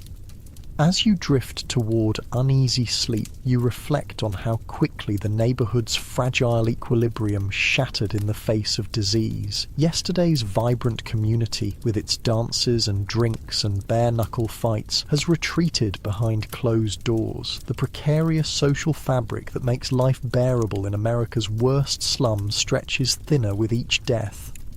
And yet, somehow, 5 Points endures. It always has. Through every epidemic, every fire, every wave of violence, the neighbourhood absorbs the punishment and continues, battered but unbroken. The people adapt, survive, rebuild their community bonds when the immediate crisis passes. Tomorrow will bring more challenges. Finding Paddy, securing safe lodging, continuing to work despite the risks. But for now, in this crowded church basement full of similarly displaced souls, there is at least the comfort of not facing the epidemic alone. Outside, 5 Points holds its breath, waiting for cholera's deadly visit to end. The only certainty is that something else will follow. Typhus, perhaps, or tuberculosis, or a winter of starvation. The neighbourhood's history is written in such disasters, punctuating the daily struggle for survival. But tonight, you are alive. In 5 Points, that's victory enough. Dawn breaks over 5 Points with a surprising gift. Rain, not the violent summer storms that flood the low-lying streets and overflow the already taxed sewers, but a gentle, persistent shower that washes some of the filth from the cobblestones. The air smells different, almost clean for the first time since you arrived in this historical nightmare. Rain's good, Mary observes, standing under the church doorway. Clears the miasmas, might help with the cholera. Her folk understanding isn't entirely wrong. The rain will at least temporarily clean the streets, washing away some of the contamination that spreads disease. It's not enough, not nearly enough, but in 5 Points you take whatever small mercies come your way. The church has provided a meagre breakfast, watery porridge and stale bread, but it's more than many will eat today. You take your portion gratefully, noticing how the other displaced residents do the same. No complaints, no demands for better, just quiet gratitude for anything at all. Bellevue first, Mary decides, finishing her porridge. Then work, if there's time. The hospital sits on the East River, a considerable walk from 5 Points. The rain continues as you make your way through streets that grow marginally better with each block away from the slum. By the time you reach Bellevue, you're soaked but cleaner than you've been in days. Bellevue Hospital in the 1850s bears little resemblance to the modern medical centre it will become. The imposing stone building looks more like a prison than a place of healing, its grim architecture promising little comfort to those inside. Never been in a hospital before, Mary admits, hesitating at the entrance, never could afford it. For most 5 Points residents, hospitals are places to die, not recover. Home remedies, folk medicine, and simply enduring illness are the usual approaches. Only the desperately ill or those with no home at all end up in institutions like Bellevue. Inside, the hospital is chaos incarnate. Patients line the hallways on makeshift pallets, many clearly suffering from cholera's brutal symptoms. Harried nurses move between them, offering water and little else. The smell hits you like a physical force. Bodily fluids, disinfectant, and the distinctive sweet-sour odour of disease. "We're looking for Paddy Mulligan," Mary tells an exhausted-looking attendant, brought in yesterday from Mulberry Bend. The man barely glances up from his ledger. Ward C, if he's still alive. The casual cruelty of the statement makes Mary flinch, but she pushes forward, navigating through corridors filled with the suffering and dying. 5 Points residents all around you, removed from their familiar squalors only to die in institutional squalor instead. Ward C is a long room with beds lining both walls, most occupied by men in various stages of cholera. The smell is even worse here. The sounds a symphony of human suffering, moaning, retching, praying, crying, and there, halfway down on the left, a familiar face. Paddy. Terribly changed, but still breathing. His robust frame seems to have collapsed in on itself, cheeks sunken, eyes hollowed out by dehydration. His skin has the bluish tinge characteristic of severe cholera. "Jesus, Mary, and Joseph," Mary whispers, crossing herself before approaching his bedside. "Paddy, it's Mary O'Sullivan." His eyes flutter open, struggling to focus. Recognition dawns slowly, then the ghost of his usual grin. "Mary," he croaks, voice barely audible. "Come to see me off, have you?" "Don't talk foolishness," she scolds, though her voice breaks. "You'll be dancing at Paradise Square again by Sunday." Even in his dire state, Paddy manages a weak laugh that dissolves into coughing. "Aye, and I'll be crowned King of England too. He's dying. You can see it, Mary can see it, and most certainly Paddy knows it. But the fiction of recovery is a kindness all three of you maintain." "Brought you something," Mary says, producing a small flask from inside her bodice. "Finnegan's Best, for medicinal purposes." Paddy's eyes light up. "Nurse," he calls weakly to a passing woman in a dirty apron. "Help me take my medicine." The nurse, clearly overworked and numb to suffering, helps Paddy take a swig from the flask without question or comment. In a hospital overwhelmed by epidemic, small comforts like whiskey are the least of anyone's concerns. "Smooth," Paddy sighs as the liquor burns down his throat. "Better than the slop they serve here."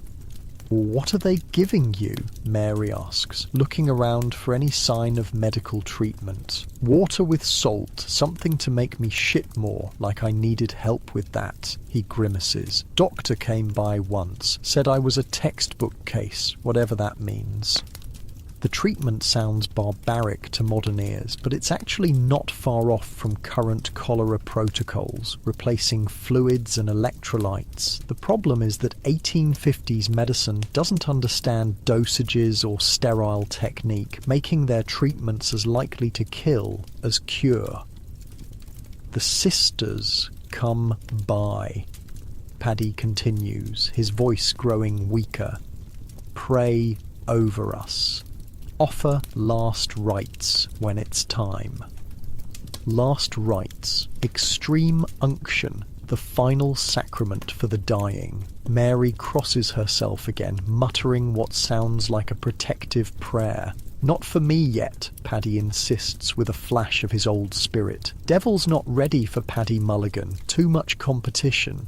You can't help but admire his determination to joke in the face of death. This gallows humour runs through 5 Points like a backbone, stiffening resolve when everything else fails.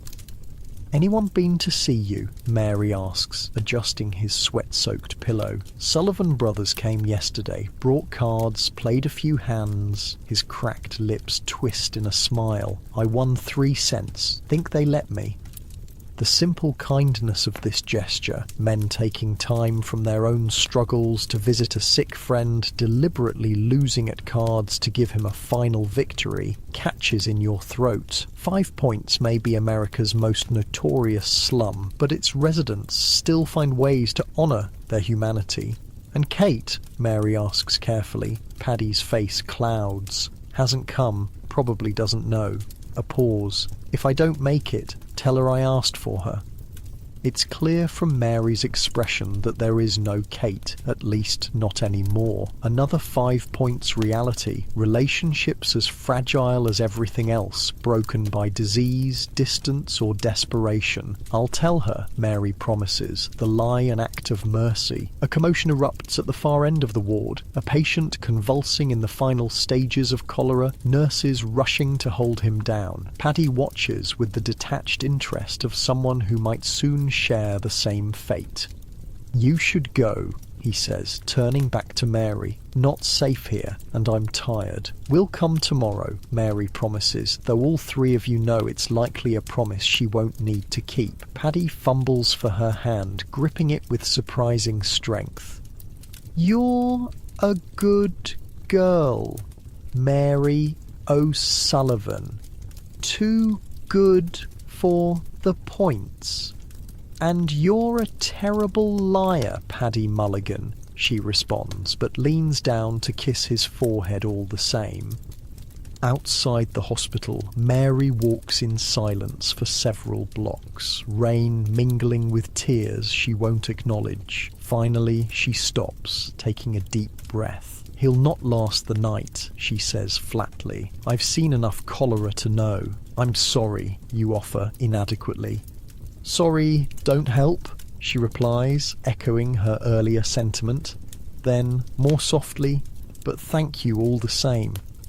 This is grief in 5 points, abbreviated, pragmatic, without the luxury of extended mourning. There are too many losses, too close together, and survival demands attention to the living rather than the dead. No rag picking today, Mary decides, looking up at the still falling rain. Stuff'll be too wet to be worth anything. Let's try the mission instead. Might be extra work with so many sick. The 5 Points mission occupies a former brewery at the heart of the neighbourhood, its conversion from alcohol production to religious salvation a metaphor too obvious to ignore. Despite Mary's general scepticism toward do-gooders, the mission provides essential services, food, occasional shelter and sometimes paid work for neighbourhood women.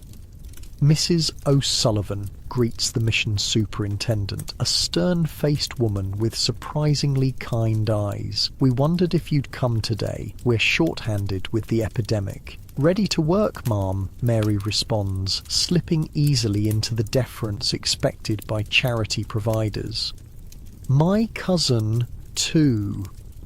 The superintendent eyes you dubiously, but nods. "Laundry needs doing. 3 cents an hour, paid at day's end." It's less than rag picking on a good day, but guaranteed money regardless of weather. You follow Mary to the mission's washroom, a steam-filled chamber dominated by massive tubs and washboards. "Ladies," Mary nods to the half-dozen women already at work, their hands red and raw from lye soap and hot water. They nod back, a few offering tired smiles. The work is punishing. Hauling heavy wet linens, scrubbing stubborn stains, wringing water from sheets that feel like they weigh a ton. The lye burns your skin, the steam makes breathing difficult, and your back screams with each movement. And yet there's something almost comforting about the communal labour, the rhythm of work shared among women who understand each other's struggles. "My Giovanni has the fever," confides an Italian woman working beside you, her English heavily accented but clear. 3 days now. I pray to Santa Maria while I scrub. 1 prayer each scrub. My Aoife had it last year," offers an Irish woman across the tub. "We gave her mustard water and prayed to St. Roch. She lived." "St. Roch?" asks the Italian woman. "Patron saint of plague victims," explains the Irish woman. "Very powerful against fever."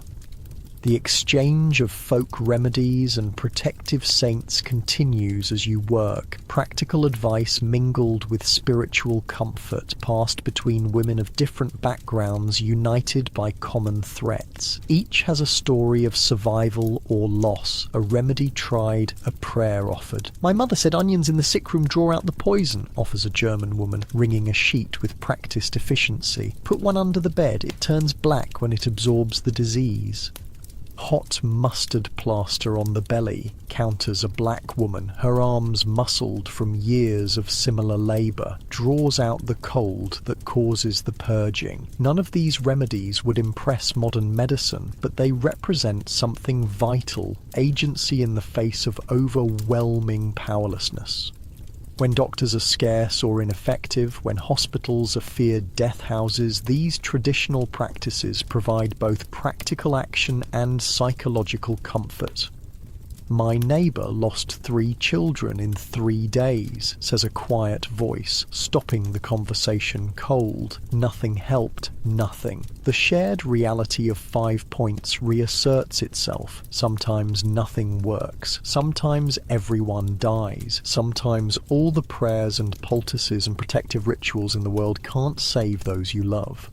The women work in silence for a while, each lost in private thoughts or memories. Then someone begins to hum softly, an Irish lament you don't recognise. Another voice joins, then another, different melodies from different traditions, somehow weaving together into something new and strangely beautiful. This too is 5 points, cultural hybridization born of proximity and shared hardship. In the crowded tenements and workshops, traditions blend and transform, creating something uniquely American from the fragments of old world heritage. By midday, your hands are blistered and your back feels permanently bent, but the pile of clean laundry has grown impressively. The mission superintendent appears, looking pleased. "Good work, ladies. Dinner is served in the hall for workers." The simple meal, bean soup and brown bread, tastes like a feast after hours of hard labour. You eat at long tables alongside mission workers, other charity cases, and a few neighbourhood residents seeking temporary refuge from the epidemic. "That's Reverend Pease," Mary whispers, nodding toward a distinguished-looking man moving between tables. "Runs the mission, better than most of his kind. Actually lives here in the points instead of just visiting to feel good about himself." The Reverend stops at your table, smiling warmly. "Mrs. O'Sullivan, good to see you. How goes the laundry?" "Nearly done, sir," Mary responds with unusual respect. "Sheets for the hospital?" "Yes, Bellevue needs all we can provide." His face clouds. "The epidemic is particularly virulent this time." "My friend's there," Mary says. "Paddy Mulligan. Don't suppose—" "I'll visit this evening," Reverend Pease promises immediately. "Offer what comfort I can." The simple kindness brings tears to Mary's eyes, quickly blinked away. "Thank you, sir." After the Reverend moves on, Mary explains, "He buried my sister's child last winter. Did it proper, with a real service and all, even though we couldn't pay. Said every soul deserves dignity, even the poorest." In a neighbourhood where death often comes without ceremony, bodies simply collected and disposed of in mass graves, this insistence on individual dignity is revolutionary. Whatever else the mission does or fails to do, this recognition of 5 Points residents' full humanity earns Mary's respect. The afternoon brings a new task, sorting donated clothing for distribution to the needy. The irony isn't lost on you. Yesterday you were picking rags from trash heaps, today you're helping distribute charity to people exactly like yourself. "Take anything you need," whispers an older mission worker when the superintendent isn't looking. "God knows you've earned it." Mary selects a relatively intact shawl to replace her tattered one. You find a pair of socks without holes, a luxury in 5 points. Small improvements but meaningful ones. As you work, more neighbourhood residents drift into the mission, some seeking food, others shelter, still others simply human connection during frightening times. The main hall becomes a de facto community centre, people sharing news and comfort away from the tenements where disease lurks. Heard the health department's closing more buildings on Mulberry, reports a dock worker, his powerful frame diminished by obvious exhaustion. Where's everyone supposed to go? Streets? The old brewery's taking extra bodies, offers another man. 3 cents a spot, no questions. The old brewery, once an actual brewery, now the most notorious tenement in 5 points, already dangerously overcrowded under normal conditions. During epidemics it becomes something from Dante's imagination, humans packed so tightly they sleep in shifts, sharing the same fetid air, the same disease-ridden spaces. "Rather sleep in the street," mutters Mary. "At least there's air." "Rain's stopping," someone notes, looking toward the windows. Good sign, maybe. The mission gradually empties as evening approaches, residents returning to whatever accommodations they've secured for the night. You and Mary collect your earnings, 36 cents each for 12 hours work, and face the same dilemma as yesterday. Church again, you suggest? Mary shakes her head. Too crowded now. Everyone's got the same idea. She leads you instead to a small, nondescript building a few blocks from the mission. A hand-painted sign identifies it as Mrs. Chen's boarding house. "Chinese lady," Mary explains, "runs a clean place, costs more, but worth it if you've got the coin." The boarding house is indeed cleaner than anywhere else you've seen in 5 points. The narrow entrance hall smells of unfamiliar spices rather than sewage and rot. A tiny, elderly Chinese woman appears from a back room, her face deeply lined but her eyes alert.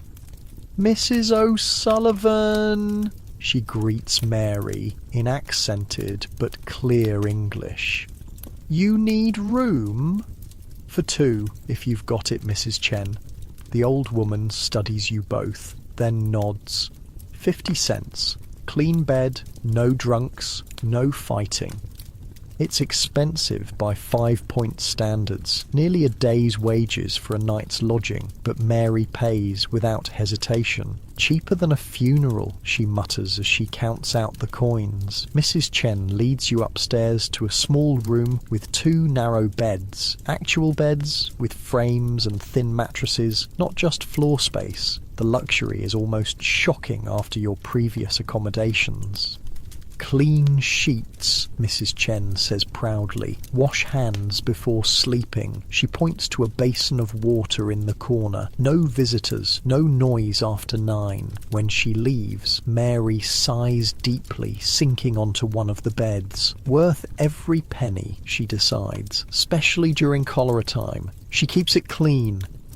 The boarding house represents another aspect of 5 points, entrepreneurship born of necessity. Mrs. Chen has carved out a niche, providing a service slightly better than the neighbourhood standard, charging more but delivering genuine value. In the process, she's created a safe haven not just for herself but for others willing and able to pay for temporary escape from the worst conditions. As darkness falls outside, 5 points transforms yet again. From your second-floor window, you can see the streets becoming both emptier and more dangerous, those with homes retreating to them while predators emerge to claim the night. Mrs. Chen's husband was a sailor, Mary says, removing her shoes with a sigh of relief. Brought her back from China 30 years ago. When he died, she could have gone to work in a laundry or worse. Instead, she sold his things, bought this building, and made her own way. 5 points respects that. Even the gangs leave her alone. The rare success story stands out against the neighborhood's overwhelming misery. Not everyone can be Mrs. Chen. Luck, timing, and individual circumstances play enormous roles in who survives and thrives in 5 Points, but her existence offers something precious. Possibility. A church bell tolls in the distance, marking the hour. The sound carries other echoes, funeral bells that have rung too frequently during the epidemic, marking time in a place where life is often cut cruelly short. Should we check on Paddy tomorrow? You ask, though you suspect the answer. Mary's face tightens. If there's need, Reverend Pease will go tonight. He'll send word if... She doesn't finish the sentence. The unspoken hangs between you. The likelihood that Paddy won't survive the night. That tomorrow will bring news of his death rather than hopes for recovery. It's the expected outcome in 5 Points, where illness too often means mortality. I keep thinking about what Paddy said yesterday, Mary muses, staring at the ceiling. About Kate. There never was a Kate, not really. He made her up years ago, this sweetheart waiting for him back in Cork. Helps him keep going, I think. The idea that someone's waiting, someone cares. The poignant fiction, a dying man's request to tell his imaginary lover that he asked for her, catches at your heart. What does it say about 5 Points that even its illusions are shaped by loneliness, by the hunger for connection in a place where relationships are as precarious as everything else? People need stories, Mary continues. Need something beyond just surviving another day. Paddy has his Kate. Mrs. Chen has her clean rooms. The mission folk have their God. Me, I've got Ireland. Not the real one, mind. The one I remember from before the hunger. Green hills, and enough potatoes, and my ma singing while she worked. What happens when the stories aren't enough, you ask? Mary's laugh is soft, without humour. Drink, opium, fighting, dying.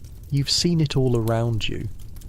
The coping mechanisms of 5 Points, healthy and unhealthy alike. Stories and songs, alcohol and drugs, community and violence. Whatever gets you through another day in America's most notorious slum. Outside, rain begins again, tapping gently against the window.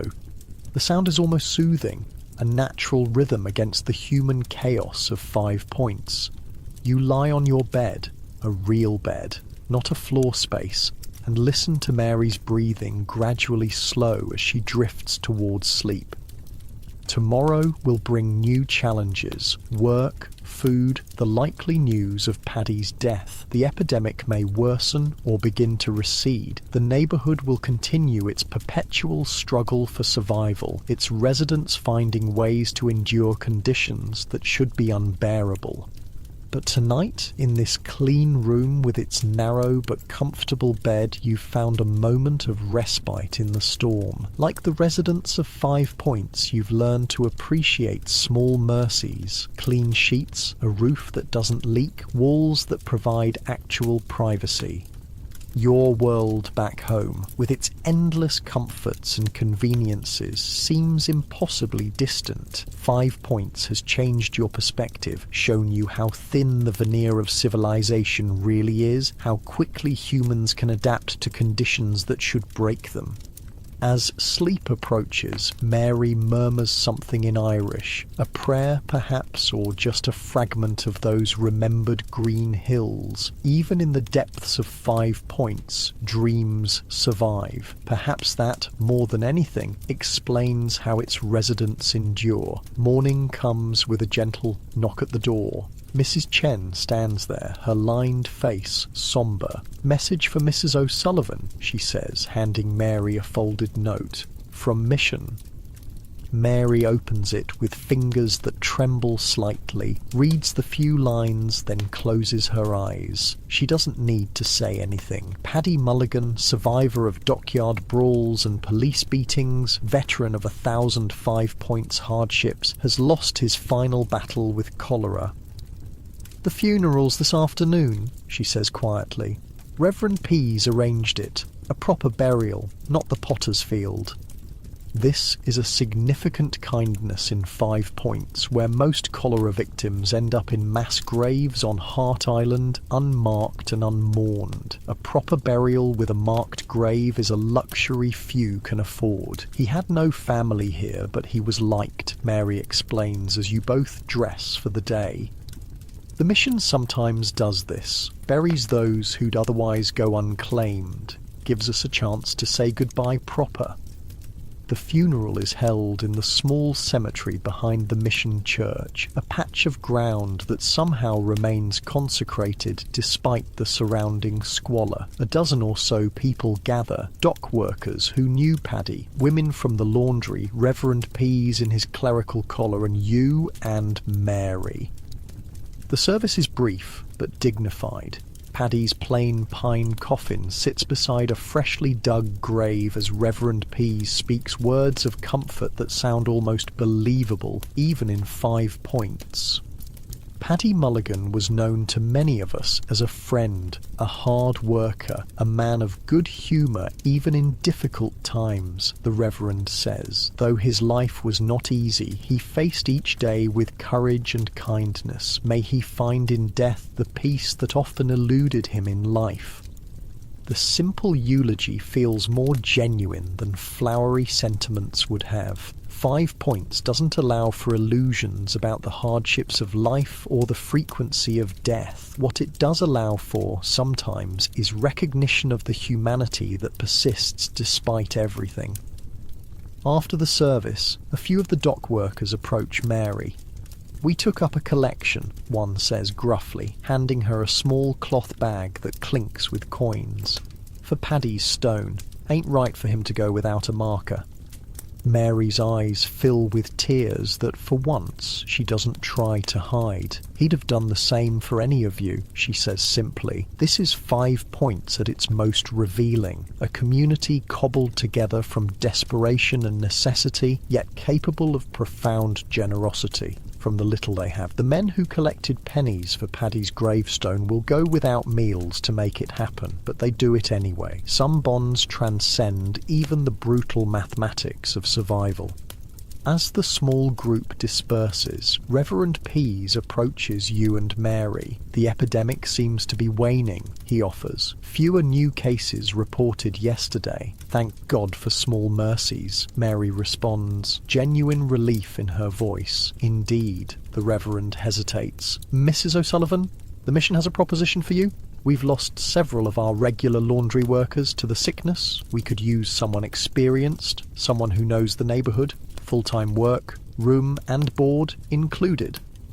The offer clearly stuns Mary. Regular employment is rare enough in 5 points. Jobs that include housing are almost unheard of. For a single woman with no family, it's a lifeline thrown in a drowning sea. I don't know what to say," she stammers. "Say yes," the Reverend smiles. "You've earned it with your hard work, and frankly, we need help from those who understand 5 points from the inside, not just well-meaning outsiders like myself."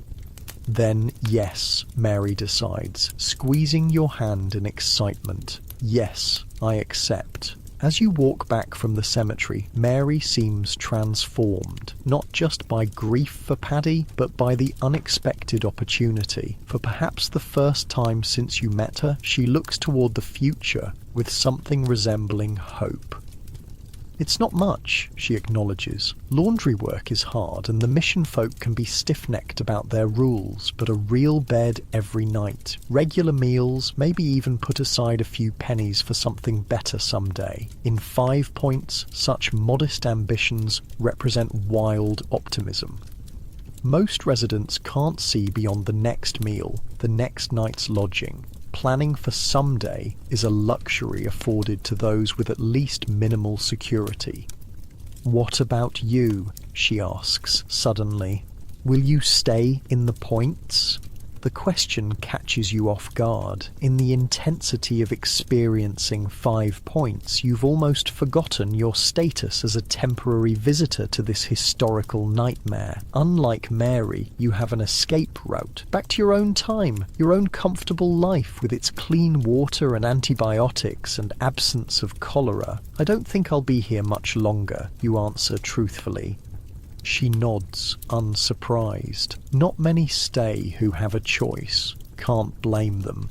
The afternoon slides toward evening, 5 points gradually shifting from its daytime rhythms to the more dangerous nocturnal ones. With the epidemic receding, more people venture onto the streets, but there's still a wariness, an awareness that death has passed through and might return. One last night before I move to the mission, Mary says. Let's get something decent to eat. Decent, in 5 points, is relative, but Mary leads you to a small cellar restaurant run by an Italian family, where the smell of garlic and tomatoes replaces the usual neighbourhood stenches. For a few pennies, you get bowls of pasta with a thin but flavourful sauce, a feast by local standards. Never had Italian food before coming to the points, Mary admits, twirling pasta awkwardly on her fork. In Ireland, it was potatoes every day until there weren't any left. Here, at least there's variety in what little we get. The small restaurant fills as evening deepens, mostly with Italian families speaking their native language. Children dart between tables while parents talk animatedly, hands waving for emphasis. Despite the poverty evident in their clothes and thin frames, there's genuine warmth and community here. That's how we survive the points, Mary observes, watching a grandmother dote on a small child. Find your people, make family where you can. Hold on to whatever came with you from the old country while learning to live in the new one. As you finish eating, the restaurant's mood shifts. Men come in from work, tired but relieved to be home. A bottle of homemade wine appears. Someone produces a battered accordion, and music fills the small space. Mournful Italian melodies that speak of homelands left behind and new lives built from nothing. We should go, Mary says reluctantly as full darkness falls outside. Not safe in the streets late. Night in 5 points brings dangers absent during daylight. Certain alleys become impassable, controlled by gangs or criminals. Windows that showed warm light earlier now reveal shadowy figures moving inside brothels and gambling dens. The relatively innocent commerce of the day gives way to 5 points nocturnal economy, vice in all its varieties. Mary leads you quickly through streets that grow more threatening with each passing minute. Men linger in doorways, watching with predatory eyes. Women call from windows, offering companionship for a price. From a basement dive comes the sound of fighting. Shouts, breaking glass, a cry of pain. Don't look, Mary advises as you pass a particularly dark alley where shapes move in the shadows. 5 points at night isn't for the likes of us. The question of who it is for hangs unspoken. Those with nowhere else to go, those whose business thrives in darkness, those whose desperation drives them to risk the night streets for what little profit they offer. Almost there, Mary murmurs as you turn onto a slightly better lit street. Mrs. Chen's place is just ahead. A figure lurches from a doorway, a man clearly drunk, his face hidden in shadow. Well now, what's this? He slurs, blocking your path. 2 ladies out past decent hours. Mary stiffens beside you, her hand sliding into her pocket where you know she keeps a small knife. Step aside, mister. We're just heading home. Home? The man laughs, revealing missing teeth. In the points. Ain't no homes here, just holes where rats sleep. I said move, Mary repeats, her voice harder now. We don't want trouble. The tension stretches between you, Mary's determination against the man's drunken unpredictability. 5 points at night where wrong turns and bad luck can end in tragedy. Then, from behind you, "Everything all right, Mrs. O'Sullivan?" The newcomer's voice is calm, but carries unmistakable authority. The drunk looks past you, sees something that makes him reconsider, and melts back into the shadows without another word. You turn to find a tall black man in simple but neat clothes, his expression friendly but watchful. "Mr. Johnson," Mary sighs with relief. "Thank you kindly." "My pleasure, ma'am." He tips his hat. "Heading to Mrs. Chen's? I'll walk with you the rest of the way." As you continue, Mary explains in a whisper, "Isaiah Johnson, deacon at the coloured church on Leonard Street. Good man, looks out for folks around here when he can. Another 5 points survival strategy. Unlikely alliances, help appearing from unexpected quarters. Neighbourhood's dangers create strange partnerships, mutual protection across lines that might otherwise divide." Mrs. Chen's boarding house appears ahead, its windows still lit, offering sanctuary from the increasingly menacing night. Mr. Johnson sees you safely to the door, tips his hat again, and continues on his own way into the darkness. 5 points takes care of its own, Mary says as you climb the stairs to your room. Not always, not everyone, but enough to keep us going. The room feels even more luxurious after witnessing the dangers outside. Clean sheets, solid walls, a door that locks. Mary secures the bolt with practiced care, her body finally relaxing once the outside world is firmly shut away. "Last night here," she muses, sitting on her bed. "Tomorrow I go to the mission, and you, wherever you're going." "I'll miss you," you say, surprised to find it's absolutely true. In this brief historical immersion, Mary has become more than a guide. She's become a friend, an anchor in the bewildering world of 5 points. "Ah, you'll be fine," she smiles, but her eyes betray similar attachment. 5 points puts hair on your chest, as Paddy would say. The mention of Paddy brings a moment of shared sadness, but not the raw grief of earlier. In 5 points, even mourning must be efficient, pragmatic. The living require too much attention to spend long on the dead. As night deepens outside, the sounds of 5 points filter through the thin walls. Distant shouts, occasional laughter, the clatter of wheels on cobblestones. But inside this small room, there's peace of a sort, a momentary reprieve from the neighbourhood's relentless demands. "You know what I think about sometimes," Mary says softly, staring at the ceiling. "What it must be like in those big houses uptown. Clean water just by turning a tap. Rooms with only one family in them. Children who go to school instead of factories. The simple luxuries that define middle-class life in 1850s New York. Amenities that even the poorest in your time would take for granted. The gap between 5 points and the comfortable world just a mile or two uptown might as well be an ocean. But then I think," she continues, "those uptown folk, they don't know what we know. They don't understand how to survive when everything's against you. They've never felt what it's like when a stranger shares their last crust because you're both Irish or both Italian or both just hungry. They don't know 5 points." There's pride in her voice alongside the resentment, pride in endurance, in the hard-won knowledge of survival against impossible odds. 5 points residents may envy the wealthy their comforts, but they also recognise their own strength, forged in conditions that would break those same privileged New Yorkers. "Try to sleep," Mary suggests, blowing out the candle beside her bed. "Tomorrow comes early, same as always." Darkness enfolds the room, deeper and more complete than you've experienced since arriving in 5 points. No street lamps penetrate the small window. No neighbours' candles cast shadows on the walls. For once, you can almost forget where you are, almost imagine yourself back in your own bed, in your own time.